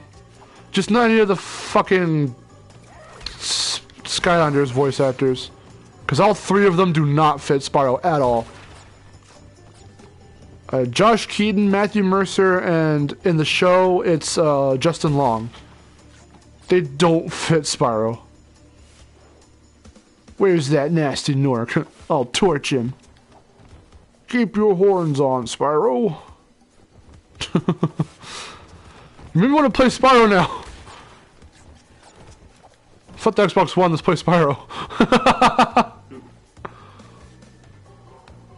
Supercharge? Excellent. Oh man. If I can get to this checkpoint, I'll be all good. I keep dying for no reason. Oh great, they're out of sync. That's fun.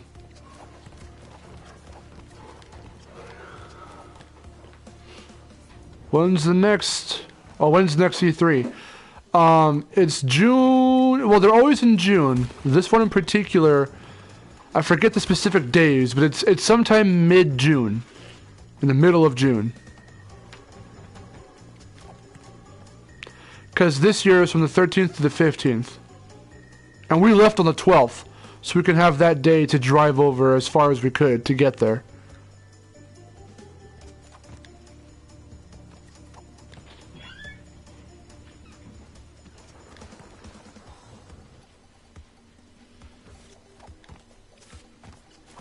Hey look, we're actually making progress now. I still can't get the gem now, even if I was getting all the boxes.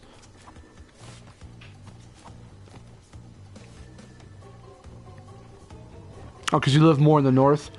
And depending on where you live, it would take quite a while. Like, I don't even live that far from LA, and it took us, like...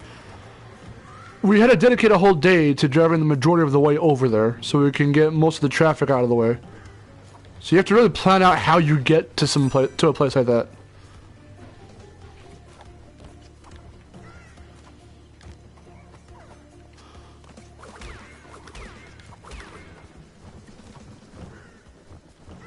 Stormy Ascent. Ha! You're funny. Oh, Roy is such a comedian. Oh, Zark says it's from the 12th to the 14th this year. Or next year. There you go. What time? E3 2018 is June 12th to the 14th. So the 12th, the 13th, and the 14th.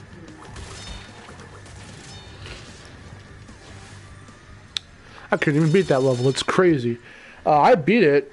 I did it on stream. I got the gem and the gold relic, and the gold relic was fucking hell! The platinum... No, not the platinum. The sapphire relic is 7 minutes. They really give you a wide-ass time frame, which is hilarious. Jose says, can you help on how to talk to a girl? You're asking the wrong dude for that, man. I'm sorry.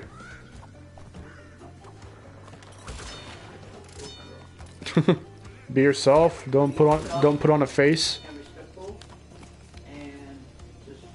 I think I was there for that stream, Josh.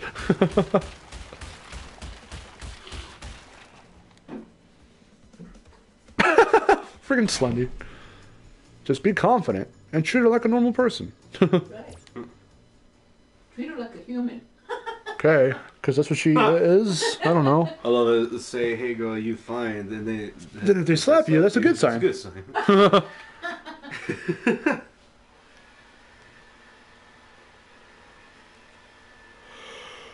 Oh, how cute he's asking advice. Oh.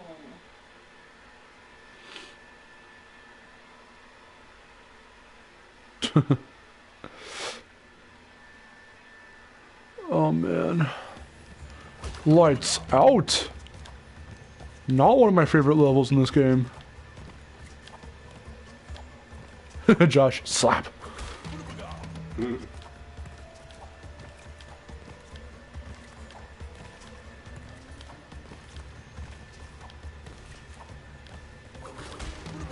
Slap, she likes me.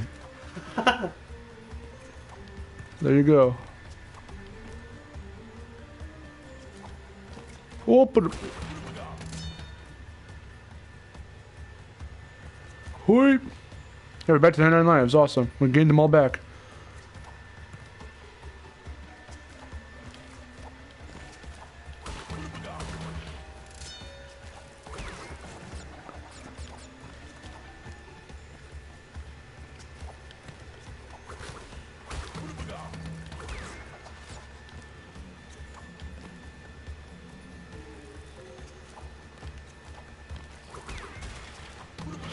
Oh, I felt that one.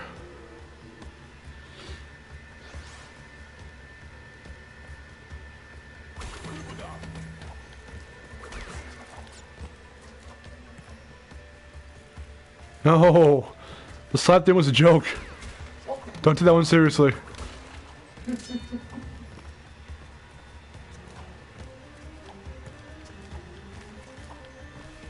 Oi!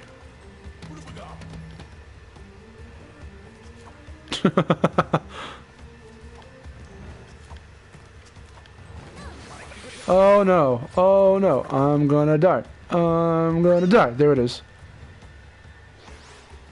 Oi! Oh, oh no. It's not going good.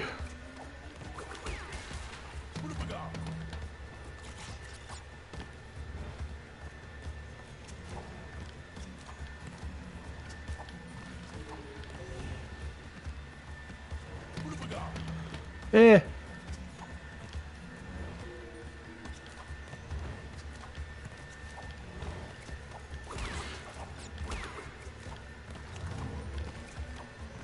Did it. Yeah. Our cool's all shiny.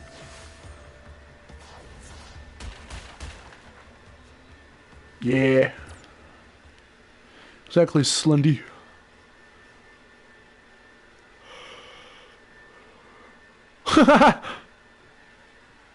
If you're not gonna be yourself, buy your food. Every girl loves food. Okay.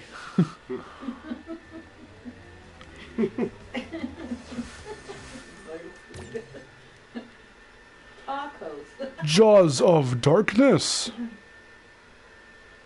Nope. What the fuck is this stream? Oh my god. Let's go back to games, please. I don't know what's going on anymore. Let's just talk about games and Christmas.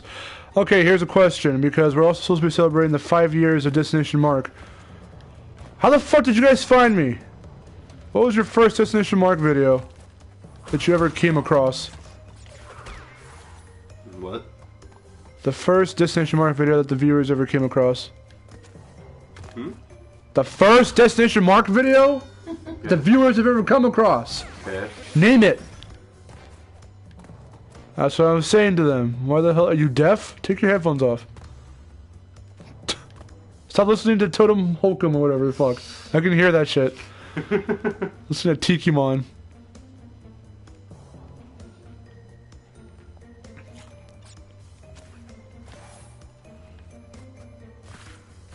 Hey, Jash Graming. How the hell did you find me? Because I forgot. your reaction video when the Sane Trilogy was announced. Oh, alright.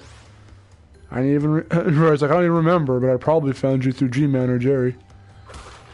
Yeah, we're all in that group.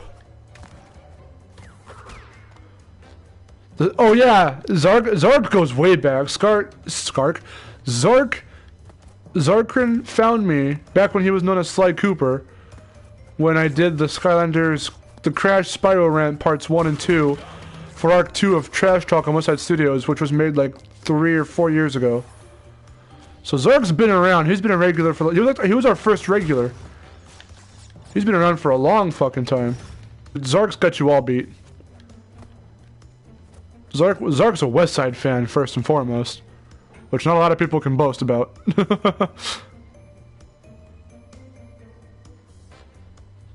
Wait, Slender, you've been around since Mario Kart Wii? Really? I don't remember that. Are you serious? Are you pulling my leg?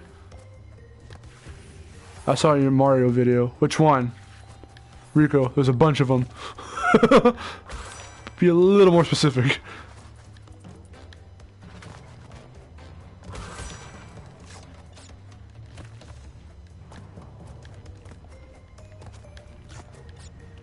Oh fuck.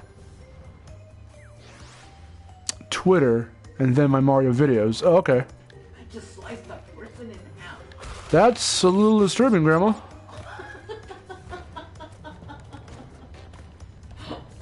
Remember, you're on stream. What? Oh, Roy said that you almost cut up on all the trash talk stuff? Oh, dang, nice. Because a lot of you guys did flock to Destination Mark after Westside, I don't remember who first found us on Westside. So that's crazy that Roy's a Westside guy also. I honestly don't remember that. Probably because you guys weren't commenting as often as you are here on Destination Mark videos.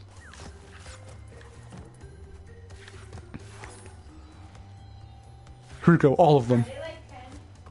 No. Zarkrin's like a year or two older than me. Zarkrin? Ah. And Josh is like a year older than me, I think. But we're all cool dudes. Shit, the other Victor Voice Legend is like 5 years older than me. Or 4. So I got some older dudes, but there's a lot of dudes like G-Man and them who are a couple years younger. Fucking J-Bills is like 15, which I don't believe for a second, because he looks and sounds nothing like a 15-year-old. Yeah, I know, but Victor's 17. Yeah, he did. He didn't sound 15. That's when his voice changed. Oh, alright. Zark, really? I thought I was younger. Wait, well, how old are you, Zark? I thought you were like 22 or something. Or 23. Sorry, I'm 22. Now I'm getting my age mixed up with everyone else's.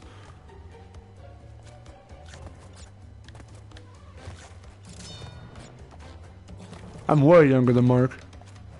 Yeah, a lot of people are. How old are you, Mom? I'm very young.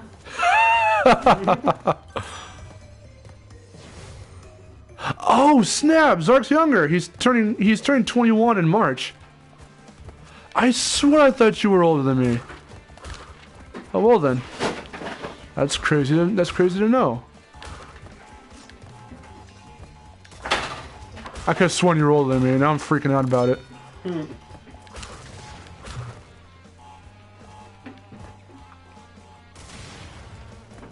It's Slendy, but I'm a true gamer. You're only as old as you feel.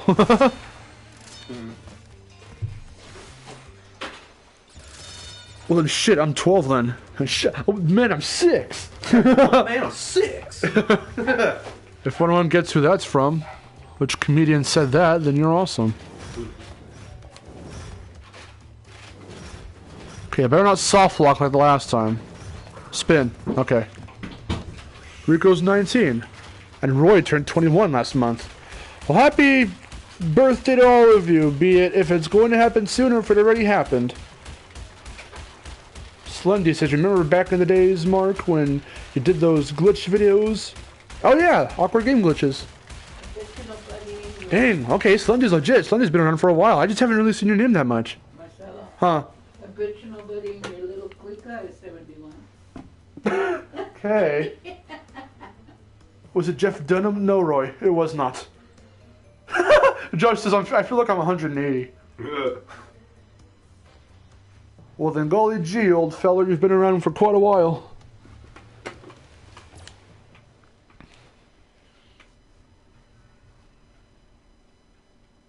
I can hear that, and you're wearing headphones on both your ears. No, I got one out. Oh, okay. Good to know. Yeah, I'm just busy with school stuff. Alright, man. I'll see. I'll get you. I saw a PS1 game at a local game store, and it said vintage PS1 game. Damn. That makes me feel old. You say you're as old as you feel. You're making me feel old. This right here, this trilogy makes me feel old. Because the way people talk about it. Do you remember crashing the PS1 all those years ago? It's like, fuck off. It was only like 2 decades. Roy says, speaking of, when is the rest of Arc 7 coming out? Yeah, so we've been going through a lot of shit with scheduling and all that. Wes has had a lot of scheduling stuff with school and other crap. And then Chase has had work and school and other crap. So that's how come we've been focusing on vid games, because vid games... Oh god. Videos and playthroughs for vid games are easier to produce. We could produce multiple videos at a time. So that's why we've been focusing on that. Now that our schedules are looking a little bit more free, 2018, early, like January, maybe February, but I'm banking on January of 2018. I'm going to put out an official announcement before December ends on the Westside Twitter. And we're going to announce that, yeah, Trash Talk Arc 7 is going to come back in 2018. I've been thinking about it, trust me. We have more reviews to do, and we have a bunch more arcs we have to do as well. Because Arc 7 is not the end.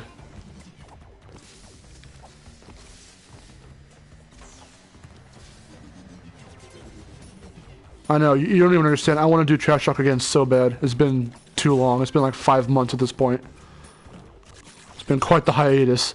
Do you think we'll get a Nintendo Direct in January? I don't know. Maybe. We haven't gotten one in a while. What was the last Direct? It was the one that we reacted to back in, I think, September or something like that. I think that's when it was. Or early October, something like that. So it's been a while. If you need an arc suggestion, how about a mix of games you like but everyone else hates, and vice versa? Because I doubt you can make 10 videos. Well, here's the thing. I already have the rest of the arcs for the show planned out. It's just a matter of getting to each one. And remember, in between arcs, whether we go there or not, we still do the E3 sub-arcs. So, there will most definitely... very likely be a... We never thought we would go that far, to be honest. But we're probably going to do an E3 2018 sub-arc. I never thought that far ahead, but we might do one. It depends if Trash Talk's still going by the time we get to E3, which will most likely be the case. I already have other ideas for other arcs. Although I will keep that in mind in case we do something different. Like, with it. Like, I don't know. We'll see. That's actually surprisingly nothing I've considered, so that's a great consideration. EA apparently leaked Nintendo's next Direct date. I didn't know that.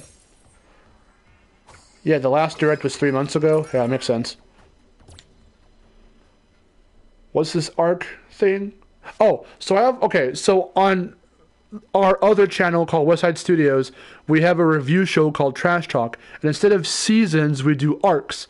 So, Season 1, Season 2, Season 3, we call them Arc 1, Arc 2, Arc 3. Why would Trash Talk end? Well, because I don't want to do the whole show forever, You know, I don't want to drag it out way longer than it needs to be. If I'm being perfectly honest, and I wanted to save this for a very special time we wanted to announce it, I might make Arc 10 the final arc. So if this year went incredibly well for Westside, which it didn't really because we were focusing a lot more on Destination Mark and vid games, but for Westside Studios, we were going to just like pump out Arc 7, Arc 8, do E3, and then go Arc 9, Arc 10, and then that was going to be the end of the show. But that's not how it happened because of all the stuff that happened with scheduling and all that crap. So E3 2016 sub-arc, E3 2016 sub-arc. That one was crazy. We did an E3 2016 sub-arc, and that one was really cool. E3 2017's was crazy because we got first-hand experience in a lot of the games we talked about. This whole time, for 4 years, I've subbed. I did not know you had a second channel. I have 3. Westside Studios, Destination Mark, and Vid Games FTW. Yeah. EA, enormous asses. Yeah, pretty much. Wait, do you have another channel besides this in Vid Games FTW? Do you have a link? Yeah, Westside Studios. Yeah, let me go ahead and send that in the chat. Let me pause it right here. It was a trash talk reference. Yes. What? 3? Dang, Mark, remind me of these things. Okay, hold on. Josh wants a Westside Studios link. Let me go grab that real quick. Westside Studios.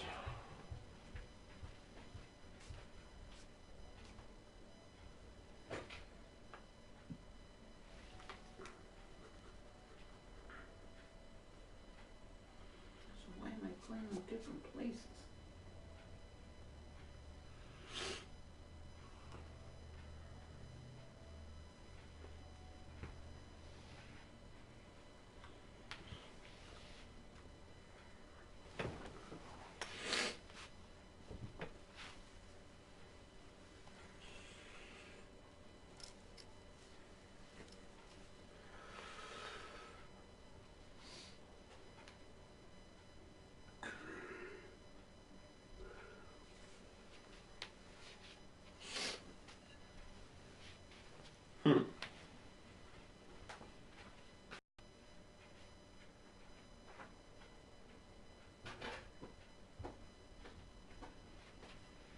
Thanks, Jash, for subscribing to Westside.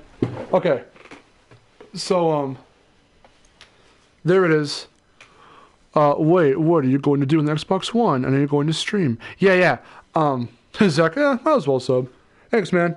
Yeah, at 5 o'clock Pacific Standard, we're going to stop Crash, and we're going to, I just looked at the poll. We're doing Cuphead. So, Victor, do you want to get on that? Hell yeah. Yeah, we'll stream Cuphead at 5. What are those wrenches by your names? I'm scared. I'm scared of wrenches. Those are for the, I believe those are for the mods. If you're watching on YouTube.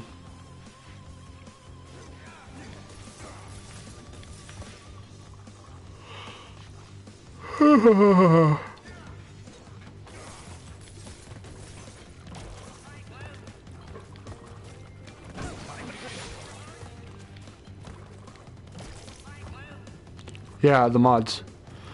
Mods essentially, first off, if you look at the rules, do not ask to be a mod. I will appoint people I feel should be mods. We have the power to ban people. Well, not just that.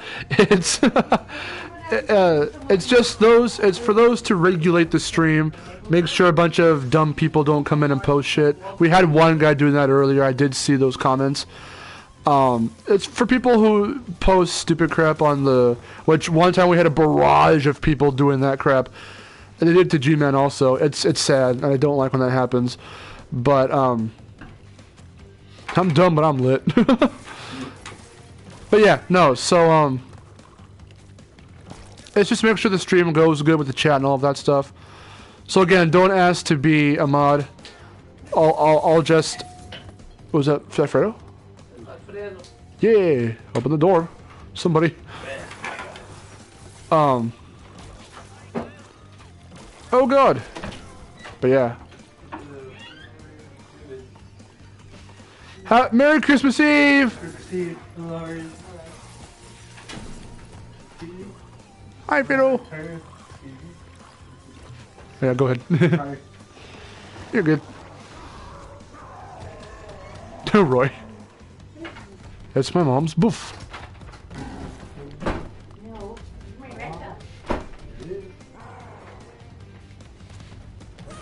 Damn it. Embryo smash. He's hulking out. And I keep not waiting for him to show up. So I jump early and then I die to him. Hey look guys, it's the Hulk. By the way, Thor Ragnarok, great fucking movie. Saw it twice in theaters. I'm willing to see it a third time. It's that good. And I don't usually say that about Marvel films. I mean, I like Marvel films. As of recent though, I didn't care too much for them, but Ragnarok was really fucking good. You're swole, Mr. Squidward. I'm not paying attention at all. I was reading the chat. Fucking goddamn it. I still need to see it. You need to see it, Josh. It's a really good film. You'll like it a lot. Okay, Josh, thoughts on the other two Thor films? And I'm only asking because this third one throws pretty much all of that away. in a good way. Because while people thought the first one was pretty okay, apparently the second one was not well liked. But this third one, the director said he didn't pay much attention to those two films while making the third one, and it shows in the third film when you watch it. But you wouldn't have to have seen a whole lot of the you've only had to have seen the second one to get what happens in the third one, and even still, the third one can be watched without seeing the other two. Yeah, see, that's what Josh said. The first one's good, the second one's not so good. Yeah, that's what I've heard. Trust me, the third one is a great film. If you've been hearing good things about it, those good things are true. Can confirm. Yeah, you'll enjoy yourself. It's a comedy first, and it's a good comedy. I hit him and then I died. Marvel is better than DC in films. Exactly. Yes, they are. I completely 100% agree with that. The older DC films, like the Richard Donner, you know, directed Superman films with Christopher Reeve, those were... The first one was good. The second one, I don't remember a whole lot. The third one and the fourth ones, people thought were super dumb. And I get it. The third one, I don't remember a whole lot besides Richard Pryor, and it wasn't all that great. The fourth one, I never even watched. I watched the Central Critics review of it. It's ridiculous. Superman Returns, while not complete horseshit, in my opinion, just wasn't really that great. My mom will not watch it because she does not see Brendan Routh as Superman, never will, and will not give that movie the light of day. So, if that says anything about it, and she's a huge-ass Superman fan, Man of Steel, not shit, but not good. Batman v Superman, kinda shit. It was not a good film. Have not seen Suicide Squad, but it does not look like a good film. So I'm not gonna watch it. And Wonder Woman, I've heard some okay-ish things about it, but apparently it's still very meh. So it's like, I don't care. Why am I gonna invest in a meh movie? When people have been saying it's meh, so it's got some sort of meh credibility behind it. Heath Ledger is best Joker. Yes. Hamill is ultimate Joker.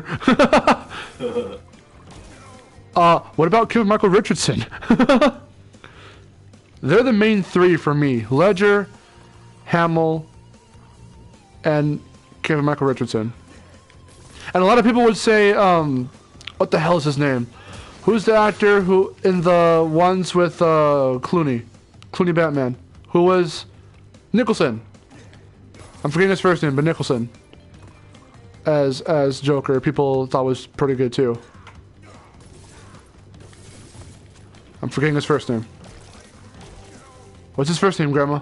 Who? The actor, Nicholson. Jack Nicholson. That's right, yeah.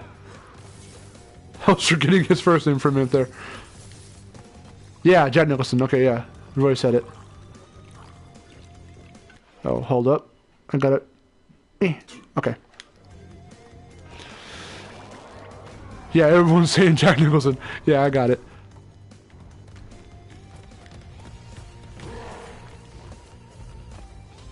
Rico says the only modern DC movie I'm interested in is seeing Gotham City Sirens. What the hell is that? I've never heard of that. Damn, he beat me to it. Or darn, he beat me to it. Oh my god, the hitboxes! Oh, it's so bad. Oh, the hitboxes. Oh, it's so bad. Sorry. Catwoman and Poison Ivy need their own movies. Well, Catwoman did have her own movie. I think she did. Didn't she? I feel like she did. Hmm? Catwoman had her own film at one point. I think so. Wasn't that the Halle Berry Catwoman? Or someone. It's a team-up film of female DC villains. Oh. Alright. Didn't know that was happening. Apparently they're making a Velma and Daphne Scooby-Doo spin-off movie. Oh, really? Yeah, I heard about it on Twitter. I was like, oh. Fucking hey. Fucking hey? Fucking A. I couldn't decide between fucking hell or fucking A, so I said fucking hey.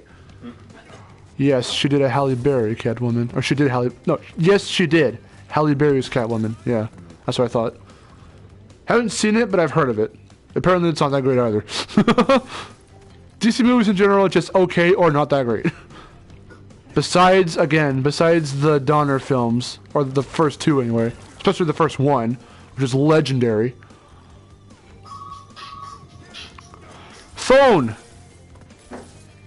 Cell phone. It's really bad. How are you? Hi, how are you? I'm trying to get caught up in the Destination Mark cinematic universe. Well, now.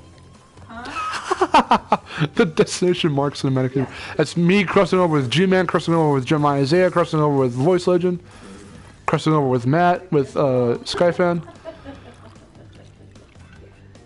Michelle Pfeiffer is the best Catwoman. Gotham City Sirens is Harley Quinn, Catwoman, and Poison Ivy teamed up. Okay. I think I've heard of that team up before. Somewhere. I don't remember where. That's a run. There's no way I can possibly lose now. I have a fucking Aku with me. No way I can lose. You see that now. Nope. Did it. And we're going 7 hours strong in the stream for Periscope. That was the Batman games. In the Batman games, or the comics. Okay. Actually, it sounds like it's in the games. I've never played them, but my friend Weston has, and it just sounds familiar. I don't know. Because Weston, Jeremiah, and Chase are also in there involved. Oh, that's right, yeah. West, Jeremiah, and Chase. The Destination Mark Cinematic Universe. Daphne and Velma movie will be a prequel to the upcoming original Scooby. Oh, really? Will it? Yeah. Really? I never knew that. I didn't know that. It's not in the Arkham games. Oh, okay. Well then, my bad. I thought it was. Oh, yeah. Yeah. Thanks, Cody. Same to you. Huh? It's basically Daphne and Velma meeting online and becoming a zombie fighting duo. Oh shit. I was not paying attention. Oh, I think I heard about that because I heard about a Scooby Origin movie. Yeah. They're remaking Overboard, and it looks awful. What the hell is Overboard? I don't think I know that.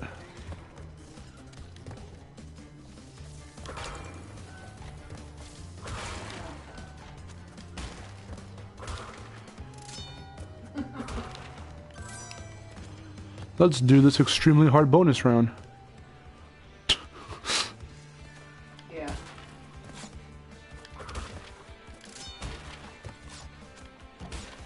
Damn it. There's one up there. Yeah. You know what about this whole animated movie stuff? Why not Shrek? We need it. Shrek 5.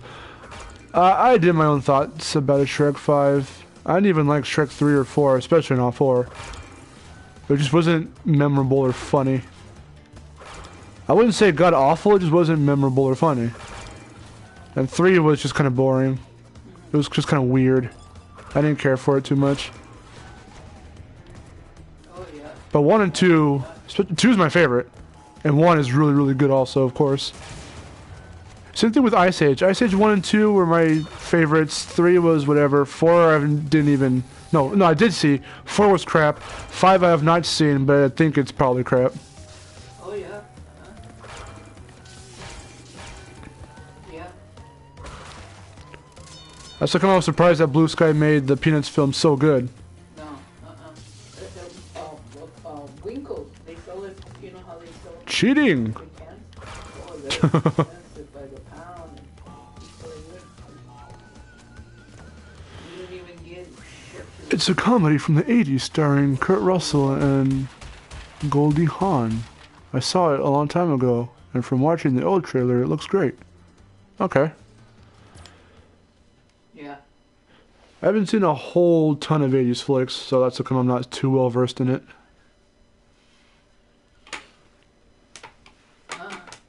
Oh, I can piss off everyone here right now with all the movies I have not seen. Because 16 ounces. Alien.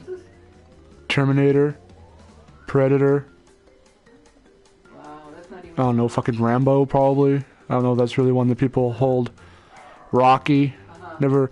Not that I don't know what they are or anything. Of course I know what they are. I just never seen them all the way through. But I bet a bunch of people are gonna gasp and go, "You fucking." Ugh, not even Alien or Terminator. It's okay, I haven't seen them either. Not Rocky. I remember watching Rocky, just I don't think all the way through. I don't remember. I've never seen those movies either.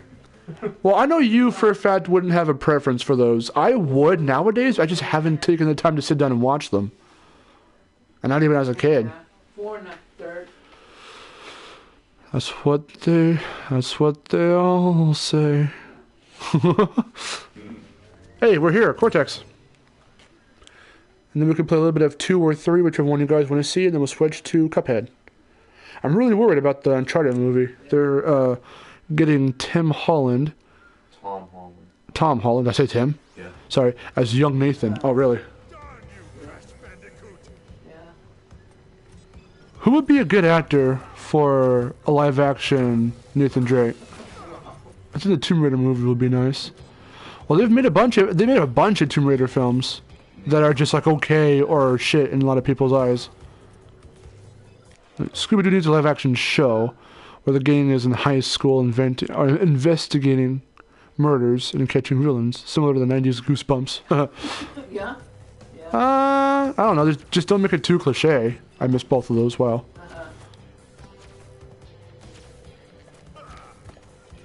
I love this redone version of Cortex's theme. I'm surprised that I didn't get vaporized by that. Yeah. Nolan North, well, if he was live action. Yeah. He looks like Nathan Drake a little bit. Obviously, it's his voice, so that would work. Oh, god damn it. By the way, when we're getting more Mystery Inc. Oh, reaction. Oh, that's right. For Riff is what he's talking about, for West Side Studios.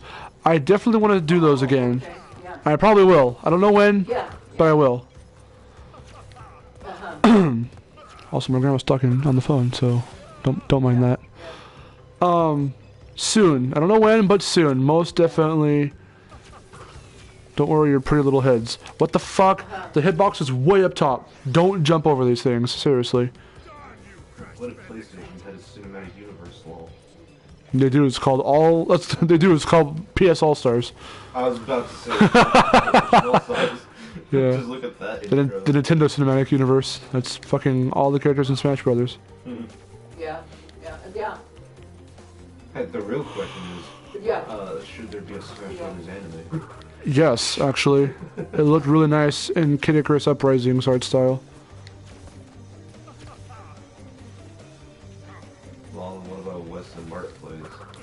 Yeah, I don't know if that's gonna happen anymore. I'm not sure. We teased that shit a long time ago, and nothing's come from it.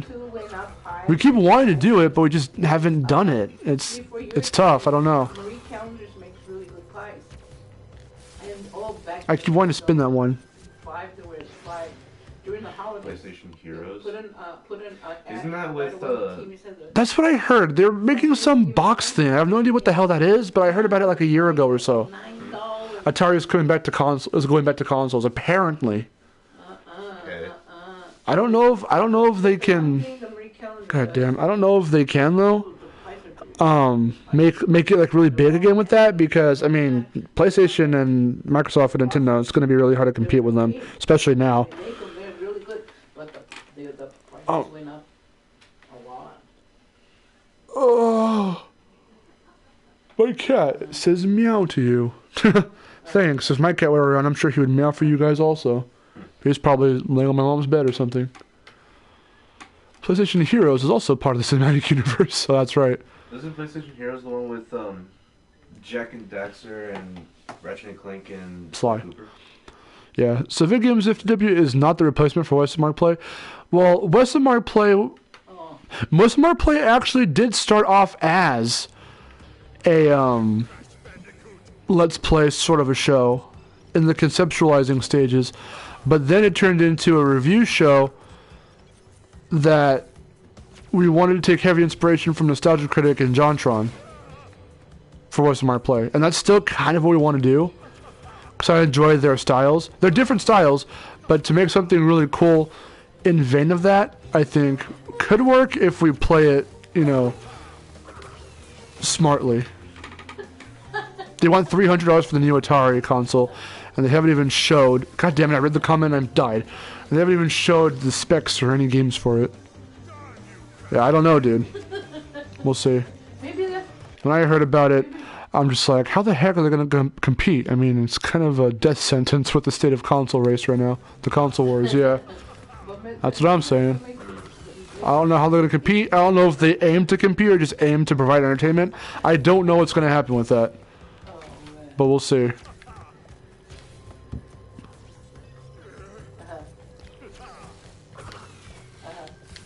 God damn it. Oh, I hate this hitbox so much.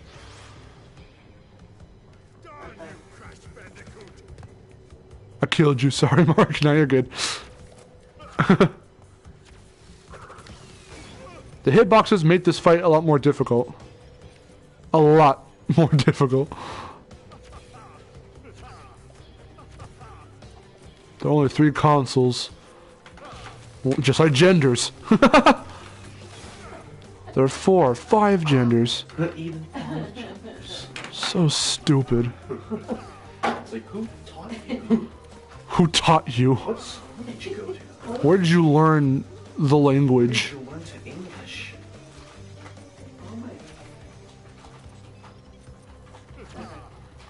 Well, no, you big piece of shit.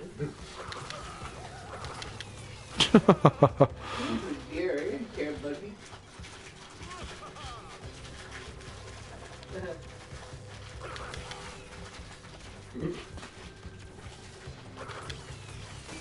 There's over 9,000! Did it! Yeet! Yeet! Yeep! Yeep! Yeep! Yeep! Yeep! Yeep! Yeep! I'm gonna explode my TNT. Nathan Drake, Laura Croft, Jack, Ratchet, Sweet Tooth, almost said Sly Cooper, Crash, etc. There are 56 genders. Pull the trigger, Morty. Pull the trigger, Morty. Cuphead after this? Cuphead after Crash 2. We're gonna play, or if you want to see Crash 2. Oh. Yeet Bandicoot. What time is it right now? Well, it's going to be 4:30. Yeah, at 5, so we have just about a half hour. Alright, this is your guys' pee break. If you want to watch, which one do you want to see now? Crash 2 or Crash 3? It doesn't matter which one to me, whichever one you want to see. I'll start up a new game and we'll do that.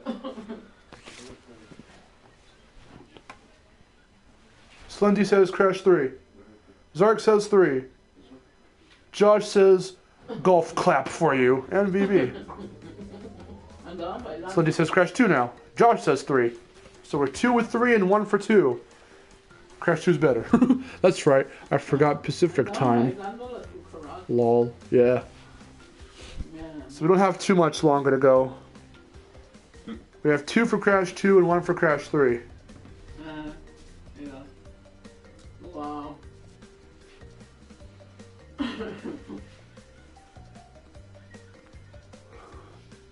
That feels nice. Roy says 2. We have 3 for 2 and 1 for 3. Yeah. Let's interlace hands. Nope, that's gross. Wait, here, give me your. Yeah. Hey, we. Can I vote twice? Josh. Has G-Man showed up at all? He was in the Periscope stream a few hours ago when we were streaming ARMS. And then he left. To live. Okay, so far we got 3 for Crash 2 and 1 for... I think Josh wants to go back to 2 as well. I guess we're doing Crash 2 next then. But now is your pee break if you need to take a break or whatever from all the streaming stuff we've been doing. I'm going to get something to eat, probably, or something to drink. So I'll be right back.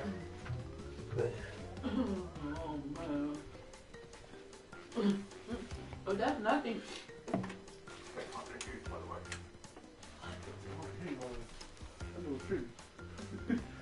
It's there. Come here. Chills? I'll show you. Be careful. Starting to feel ghosts.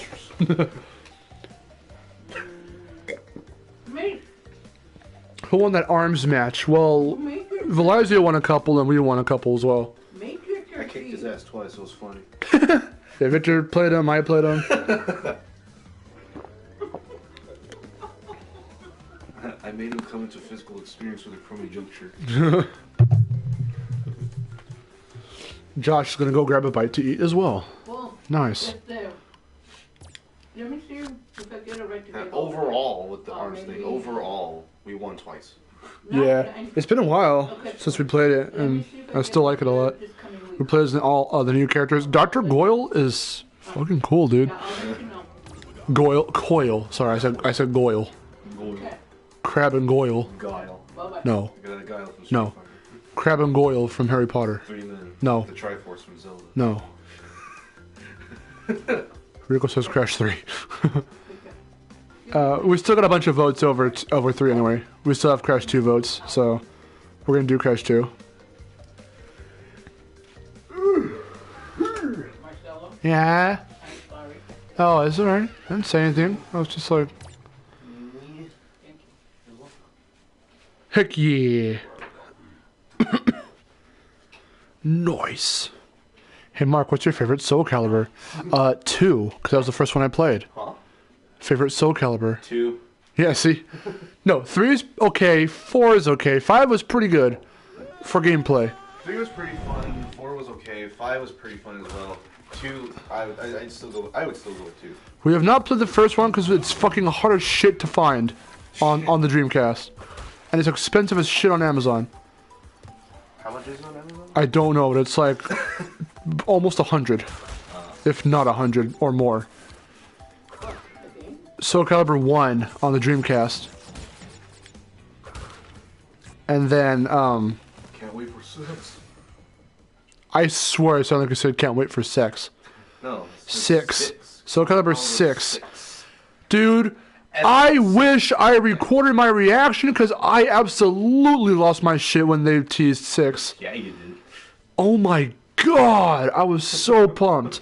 I got the same way when they announced Tekken 7.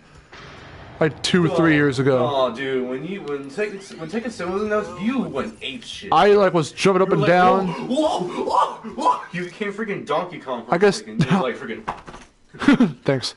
Ow. Roy says, I guess 2 might be the same for me. I kind of like all of them. No, most definitely. They're all pretty good in their own right, but 2, it being my first one, it's like one of my favorites. I enjoy it a lot. Plus, if you have the GameCube version, you got to play as Link. As Lonk. Or the Xbox version, you're Spawn. Because you know. PlayStation version, where you're Heihachi. You're Heihachi. Heihachi Mishima. Which version of Soul Calibur 2 do you have? I got both the PS2 and the GameCube version, not the Xbox version. I could get it, but I haven't gotten it yet. I might end up getting it eventually, so we can try out Spawn. Mark, I'm going to say it, and read carefully. Dig Bick, yes, I've heard that. I've heard that before. It's a little teaser, eye tease, visual tease. Soul Calibur 2 was my introduction. Yeah. Because I played it in one of those... Well, no, I got it and there was a demo disc included with it, and I played the demo of iNinja. And then I liked it a lot, so I eventually got the game, and it's so fucking fun. Talk about underrated PlayStation 2 platformers that almost no one's heard about. Check out iNinja. I streamed it like 2 or so years ago, and it's still super fun all these years later. I can't recommend it enough. If you want a PS2 game, it's a platformer, like action platformer, that not a lot of people have heard of, check out iNinja. It's so good. They were actually going to make a sequel, but it got cancelled. You should get Soul Calibur 2 HD online. It has both Heihachi and Spawn. Oh, I didn't know that. That's cool. Sark says, the day Classic Spyro returns, you will see a Twitter video of me doing something more than a freakout. Uh-oh. Please don't... If any articles of clothing come off, I'm immediately leaving.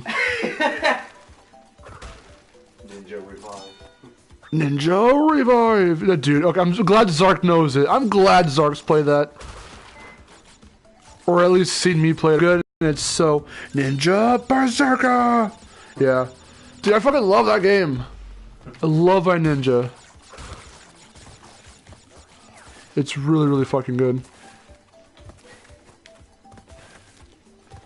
iNinja, Pac-Man World 2. At one time, yes, even Wrath of Cortex, like, just, I was playing those non-fucking stop. I still get some level of enjoyment out of Wrath of Cortex, and there's no reason to lie. It's not shit like everyone says it is. It's just not as great as the other games. But it's still fun. It was my first ever PS2 game, so that's because I still have a level of nostalgia for it.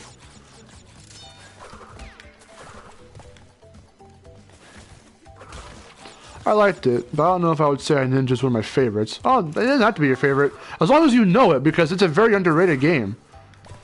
Whenever people talk about the greatest platformers or adventure games on PS2, they never mention iNinja, because no one really knows about it. It never gained the traction that it was aiming for, you know? Like I said, they wanted to make a sequel, but it never came out because the sales for the first one didn't even do that good. Roy goes, by the way, have you played Psychonauts? Yeah, I have. I own it. It's okay. I haven't beaten it or even gotten that far in it, but I liked it for what it was worth. I'll probably return to it eventually. Maybe I'll do it for vid games. I don't know yet. You know they made a Psychonauts game for VR for PlayStation? Yeah, that was how they announced his return. Because he's only had the one game. Oh, you 100% in that game, iNinja. That's awesome. I didn't know that. I haven't even done that. I only beat it like 1 or 2 times in the past. Oh yeah, that's right. Psychonauts 2 got delayed to after 2018. That's crazy. But Rhombus of Ruin is out already, so... Okay, you better finish it. Sorry. I know how well received that is for a lot of people. I just didn't get into it as right off the bat as everyone else did at the time when they first played it. Because I only played Psychonauts like maybe 2 or so years ago. Same thing with Sly. Okay, same thing with Sly, Ratchet and Clank, and Jak and Daxter. I never played those when I was a kid. I was still fixated on Crash. I was following the Crash series. Oh god. Welp. The controller is dying, or it's dead. Can I see the charger, please? It should be able to fit. It should be able to go this far. A keyword being should. If it doesn't, then I'm kind of fucked. We need an Aku origin story for PS4. That would be cool. Okay, so I'm gonna have to put my arms on the. How you guys doing? What's up? Welcome to some Destination Mark VR, ASMR. I'm your host, Destination Mark. We're gonna play some Crash Bandicoot today. Hopefully, you guys will enjoy that. Like I was. Gonna paint some happy little trees over here. Gonna paint some happy little trees. That's really similar like Bob Ross. Mark Ross. Mark Ross. Happy little bandicoots over here. Happy little bandicoots. Make an ASMR channel. Oh, God. Here I am playing some video games. Hopefully you guys will enjoy that. I'm mashing the X button right now. And I'm pressing the square button. Yeah, starts to unbox a Crash game into ASMR. Here we go and wrap it in the plastic. You can hear the crinkle very close to the... Oh, sorry. Okay, but like I was saying. We just farted into the fucking microphone. Like I was saying, though. Oh, fuck. What was I saying, by the way? I don't remember. I don't know. Okay, that's cool. I played it all as a kid. Oh, that's what I was gonna say. And says smell like chicken and ramen. Okay. Do you know what happens when you're 100%? No! Don't fucking tell me, Roy! I've beaten the game when I was a kid, so that was a long fucking time ago. I've never 100%ed it. Do not spoil. I'm dead serious, don't spoil it. I will eventually 100% that game whenever I get around to playing it again, more seriously, because I haven't played it in a long time. Do not spoil what happens.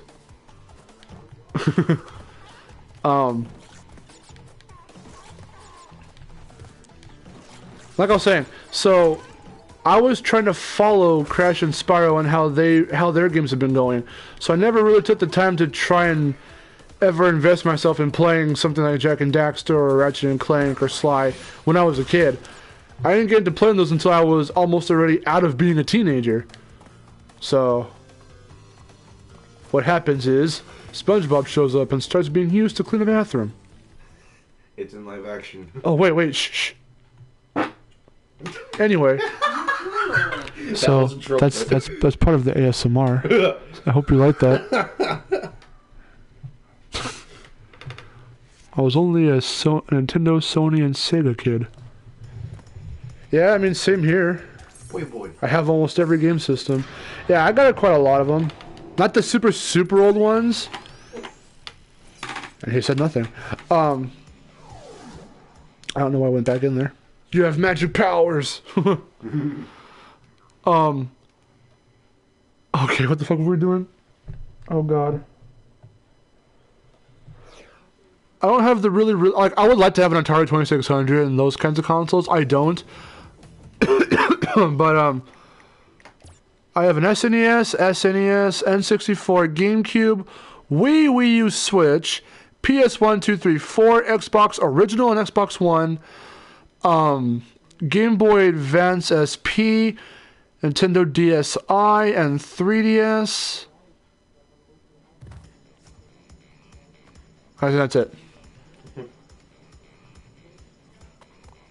So yeah, I used to yell the Sega jingle, and my dad said that was a bad word because he thought I said that. What? Oh, I see. Well, because it's Sega. Oh. Sonic Adventure is my favorite game of all time. I'm glad you think that. I'm going to stay silent on the matter. And then I didn't say another word. My parents are gamers. That's awesome. Cool. My mom doesn't play as often as she used to, but every so often we'll play Tekken or something together. Or something like, or a puzzle game Well, with the jewel. in fact, we're supposed to be doing a tournament of some kind for New Year's Eve. We might stream it. I don't know yet.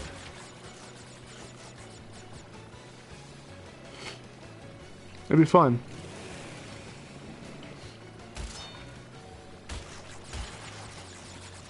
Another word was said. Mark, you have to play more of Sly. It's got a good story. Yeah, I'll get back to Sly eventually. I do want to finish 2 and get to 3. And then eventually play 4. Thieves in Time. I got the old system with the built-in games. Oh, like the NES Classic and all that stuff? Which is better, Tekken Oh, or Soul Calibur? fucking goddamn it. Well, I grew up with Tekken. Well, I grew up with both, but I grew up with Tekken first. Around the time I started playing Crash and Spyro, I played Tekken 2. Tekken 2 was my first game for the series. And then I went to Tekken... I didn't get to Tekken 1 until quite some time later. But I went 2, 3, 4, 5, yada, yada, yada. Did I just say 2, 3, 5? 2, 3, 4, 5, whatever. But anyway, I don't know. For me, I would say I prefer Tekken over Soul Calibur, but I don't necessarily think it's... I don't know. I would if I was biased as fuck, I would say Tekken is kind of better than Soul Calibur, but I like them both a lot. But in terms of story, which fighting games don't even focus on, but in terms of story and all of that, Tekken has a better story, and it's more followable and understandable than Soul Calibur's. Soul Calibur's story is fucking weird. Especially because in between 4 and 5 there's a fucking time skip of 19 goddamn years. It's a 19-year time time skip between 4 and 5. Because in 5 you start playing as the descendants of original characters and shit. So I have no idea where 6's story is going to take place. Well, we got a young Mitsurugi, so... I don't know if he's young. I think he just shaved his mustache. I was like, he took the freaking... He took the same treatment that Heihachi had in Tekken 2. He turned into a bear first, then he turned into himself. That's what happened in Tekken Tag 2. He took the young potion, he turned into a fucking... You remember that? Oh, I think he was all old and shit. They don't show him old, but he's supposed to be all old. And then he takes the potion, and before he becomes young, he turns to a fucking... turns to Kuma. Yeah, oh, yeah, okay, yeah. I remember. Do I know of a YouTuber named TGX? Sounds sort of familiar, but I don't think so. I'm not too sure. Okay, we have about a half hour left, and then we'll get to playing Cuphead. I've never streamed Xbox One until I made the announcement that I even had the console, so we'll see how that goes. I have not tested out the streaming yet. The story makes sense for a fighting game, though. Why am I beating the crap out of these people? For two powerful swords. Okay, lol. Well, that's the synopsis. When it gets into all the crazy souls and whatevers and the whole with who wields it and all that other stuff, I don't know about all of that. But I know Tekken's story way more. Transcending history and the world. A tale of souls and swords, eternally retold. God damn it, we're so fucking nerdy. Da da da da da da da. You know what's funny? One of the characters, I really thought their name was pronounced a different way when really it wasn't the case. So who was it? Sophitia. Sophitia, whatever, I don't give a shit. He says It's Sophitia. pronounced differently in other games. No, it's not. Yeah, it is. What the fuck? Who I'm says not it? being, I'm not Who says joking. Sophitia? In one of the Soul Caliburs, the announcer goes Sophitia. Well, then he's fucking retarded. Because literally everyone else says Sophitia. TGX is a game reviewer. He's known for covering Spyro, Sly, and even some Crash games. Okay, I'll be sure not to check him out. I'm just playing. It depends on how he reviews. If he's biased as fuck and doesn't care, then I'm not gonna watch him. If he's not and he does fair reviews, I might give him a watch. I can't stand watching other reviewers try and take on Crash and then just fuck it up entirely. I know the series enough to know when they're bullshitting and when they're honest. Like, I don't watch Square Jack because I don't think he's honest. Sophitia. I think he's biased as fuck. Pronunciation. Sophitia. Yeah. Sophitia. Roy. Sonic Forces is stabbing the... Wait, what? Sonic Forces is stabbing the heart for me as a Sonic fan. Yeah, well, that's kind of how... Yeah. X is biased against Skylanders. Okay. And it goes full way again. Oh yeah, our cat's meowing. He wants to go inside my mom's room. Do you hear him? Probably through the Periscope stream. Yeah, if you're in the Periscope stream still, you might be able to hear him.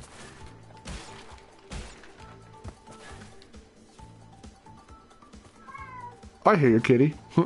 Oh. Well, Can't get those 2 boxes. I think they're both live boxes. Well, this one is. Square Jack is straight up. He's a dumbass. Either that or doesn't know how to review games. Lol. Yeah, I wouldn't disagree with that. Dude, it pained me. It hurt watching all 30 minutes of his Insane review for the Comeback Saga. Because I started with one of his critiques. The first thing you see after my intro was him bitching about how slowly the fucking crates, the outline crates fill in. They fill in more slowly than the originals, and that was a complaint he had. Roast you on that. Because that's a stupid complaint. So I was like, damn. Zelda's an awesome series. I've only Breath of the Wild is my fucking Zelda. I'm not even a Zelda fan, but I love Breath of the Wild. Yeah. They did a really good job. He's just given up at this point. He's over here now. He's like, fuck this shit. He's alternating from coming in here and then going Kitty! to my mom's over. What you doing? What you doing? Come here. It's like, oh, Come here. oh. Come here. Come here, kitty. What kind of what you breed doing? is your cat? He is a black, long-haired cat. And I will show you to him. We showed the outline of him earlier. We showed him. Stream. If you can check the Periscope stream, I will show him on there right now. So if anyone's still tuned into the Periscope stream, I'm about to show off the cat. Here, check and see if he's in Careful there. with the wire. Check it, Victor, and see if he's in there. Okay, yeah. Here's the kitty. Can you see him pretty good? You can see his eyes. Oh, he's a cute kitty. I love him. Oh, I love him. He's purring, but he's like, I don't know what you're doing to me. It's weird. Oh, he's such a cute kitty. I saw his Spyro 3 review, and while some of his criticisms were fair, they still weren't enough for him to bash the game like he did. He bashed it. Yeah, Bash like Crash Bash? Well, I mean, someone mentioned that garbage human being that is Stimpyland earlier. And, yeah, he also bashed it. Square-eyed Jet looks like the typical cringy YouTube kid. Victor. Yeah, he pretty much is. Get over there to put the light on. Oh yeah, let me turn on the But you gotta be careful because your mom is present. Roy goes, I've only played Zelda Twilight Princess. I like this, I'm not in love with Zelda still. We got a new guy. New person. I wasn't even looking at the game. I was looking straight at the chat. What's your language? Oh my god. Nobody, you're not Mexicans in there. You don't know that. They've got usernames, not their full names, Grandma. You don't know if they're Mexican or not. I've had people from Germany. I've had people from Saudi Arabia. I'm not speaking. Solely because of that reason. Ugh. Christmas time is here. Time to drink some beer. Time to cuddle somewhere. No. I want some of that best damn root beer. I wonder if Mom... did you guys buy any? Do you know? Do you happen to know if she bought any of the best damn root beer? No. Damn it! I want some. Well, we can always go and get some in a little bit. I don't have any money. I have to pull money out. What root beer? The best damn root beer. Where'd you get it from? I don't know. I think it's Vaughn's or maybe Target. And what does it taste like? Root beer with alcohol. That's exactly what it is. I had it last year for Christmas. Oh. And that wine was so good. The one we had for Thanksgiving. Oh my god. Huh? You should have. It was really good. It tasted really nice. I liked it a lot. Sorry guys. We're talking about alcoholic drinks on the show. On the fucking stream. I mean, some guys in here are over 21, so you might know what I'm talking about. Who here is a wine drinker? Fuck, I fell. My full name? Oh, wait, what? The first chase level. Not hard, but certainly tougher than boulders. It's my full name, and I'm obviously a black man. Pretty sure Twan and some other devs don't like Square-Eyed Jack. Well, what? That says a lot about his character. Oh. Where it goes, you drink, Mark? Well, let's just put it this way. Twan said that whenever he looks at fans who appreciate Crash and Spyro and Skylanders and all that. Well, not Skylanders, but when they appreciate Crash, he looks to me, Jerry, and G-Man. So I was like, that's fucking cool. You are a good man. Not a lot. I can't afford to because of my health conditions, but lightly. Yeah. And it's rare. But if it's a holiday or something, then I'll have like not even a lot still. But like I've never been drunk or even buzzed, but I just drink because I like the taste. That's pretty much it. Alcohol. That shit burns. Well, That shit burns. Please tell me it's not that alcohol, like the stuff that you have to rub on the fucking wounds and shit, because that'd be funny as fuck. Rico goes, wonder what Cortex is doing while Crash is hunting for crystals. Chris is probably watching the Discovery Channel. Screen, do off screen. That'd be really fucking funny to wonder about. It's like, what do they do? Can't drink alcohol, and I still won't when I turn 21. Alright, man. Yeah, some people just don't want to do it, and that's fine. That's cool. I know, it's like, you don't have to. No one's fucking pressuring you to. No one pressured me to do it or not do it. I just wanted to, because I was like, eh. To drink or not to drink? That is the question. Well, see, the first full, because, like, you know, I'm not going to say my mom every so often, before I was of age, would let me have a little sip here and there. But my first true actual of age drink out was with the guys. Like, we went from Weston's birthday last year when he turned 21. Oh, yeah, you did. And we went to Applebee's, and I had a Blue Moon. And it tasted weird. I didn't care for it, because Mom drinks Blue Moon, and I was like, I wonder what that tastes like. So I had one, and I was like, looks like I have to keep exploring. And then I found Bud Light Lime, and I was like, yeah, I can get behind this.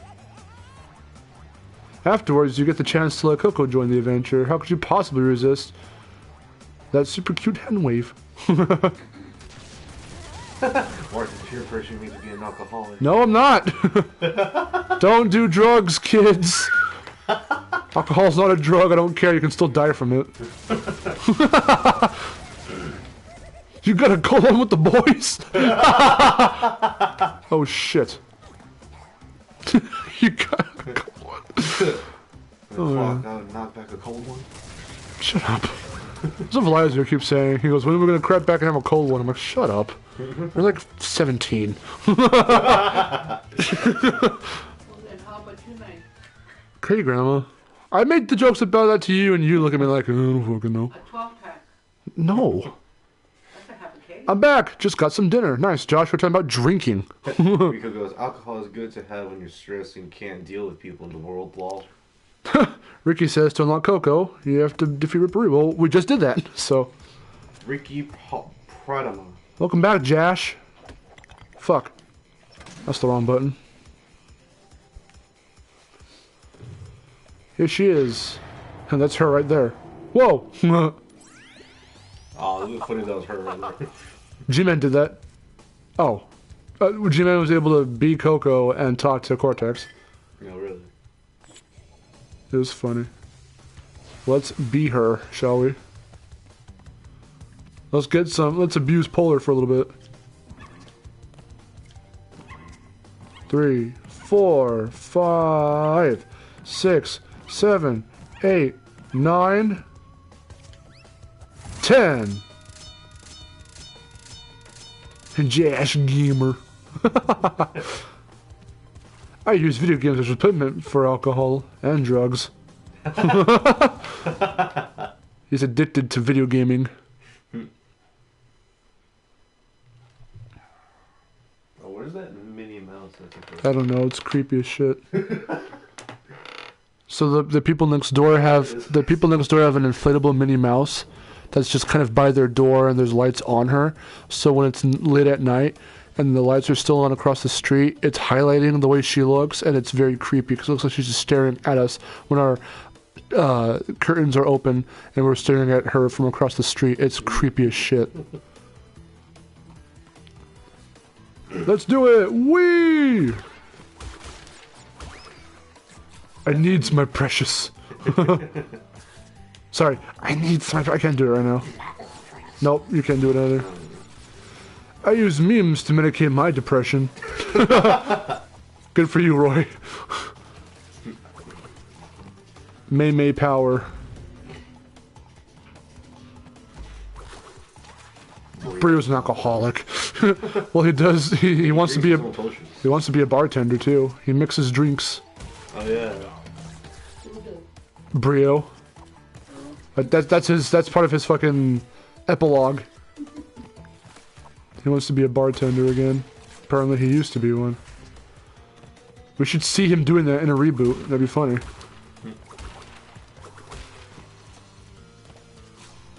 Dun, dun, dun, dun, dun, dun, dun, dun. Oh fuck.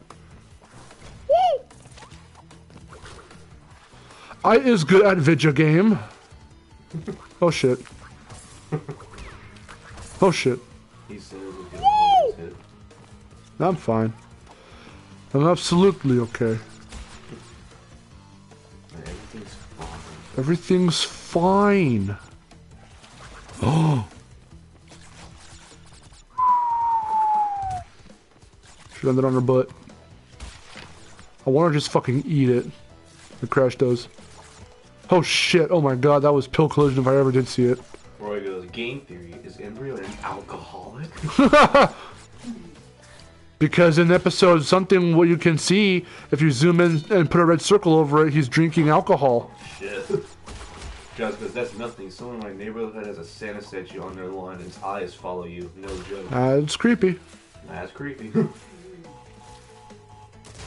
I don't know if I was going to school, like college one day, or I was going to look for work before I got my FedEx job.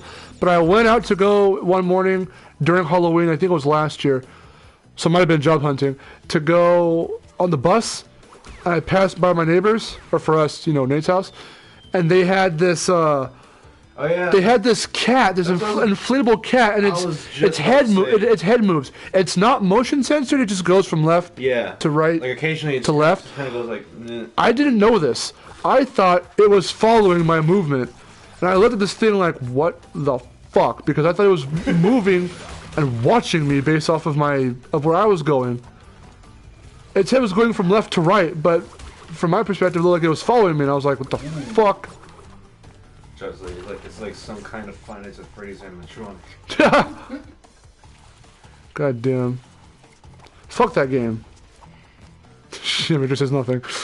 Apparently he's super into the characters and the lore, but he's never played the fucking games. I have. No, you haven't. Yeah, I have. No, you haven't. Yes, I have. No, you haven't. Yes, he has. Not the way you're supposed to. Oh, what's the way I'm supposed to, huh? On the fucking computer.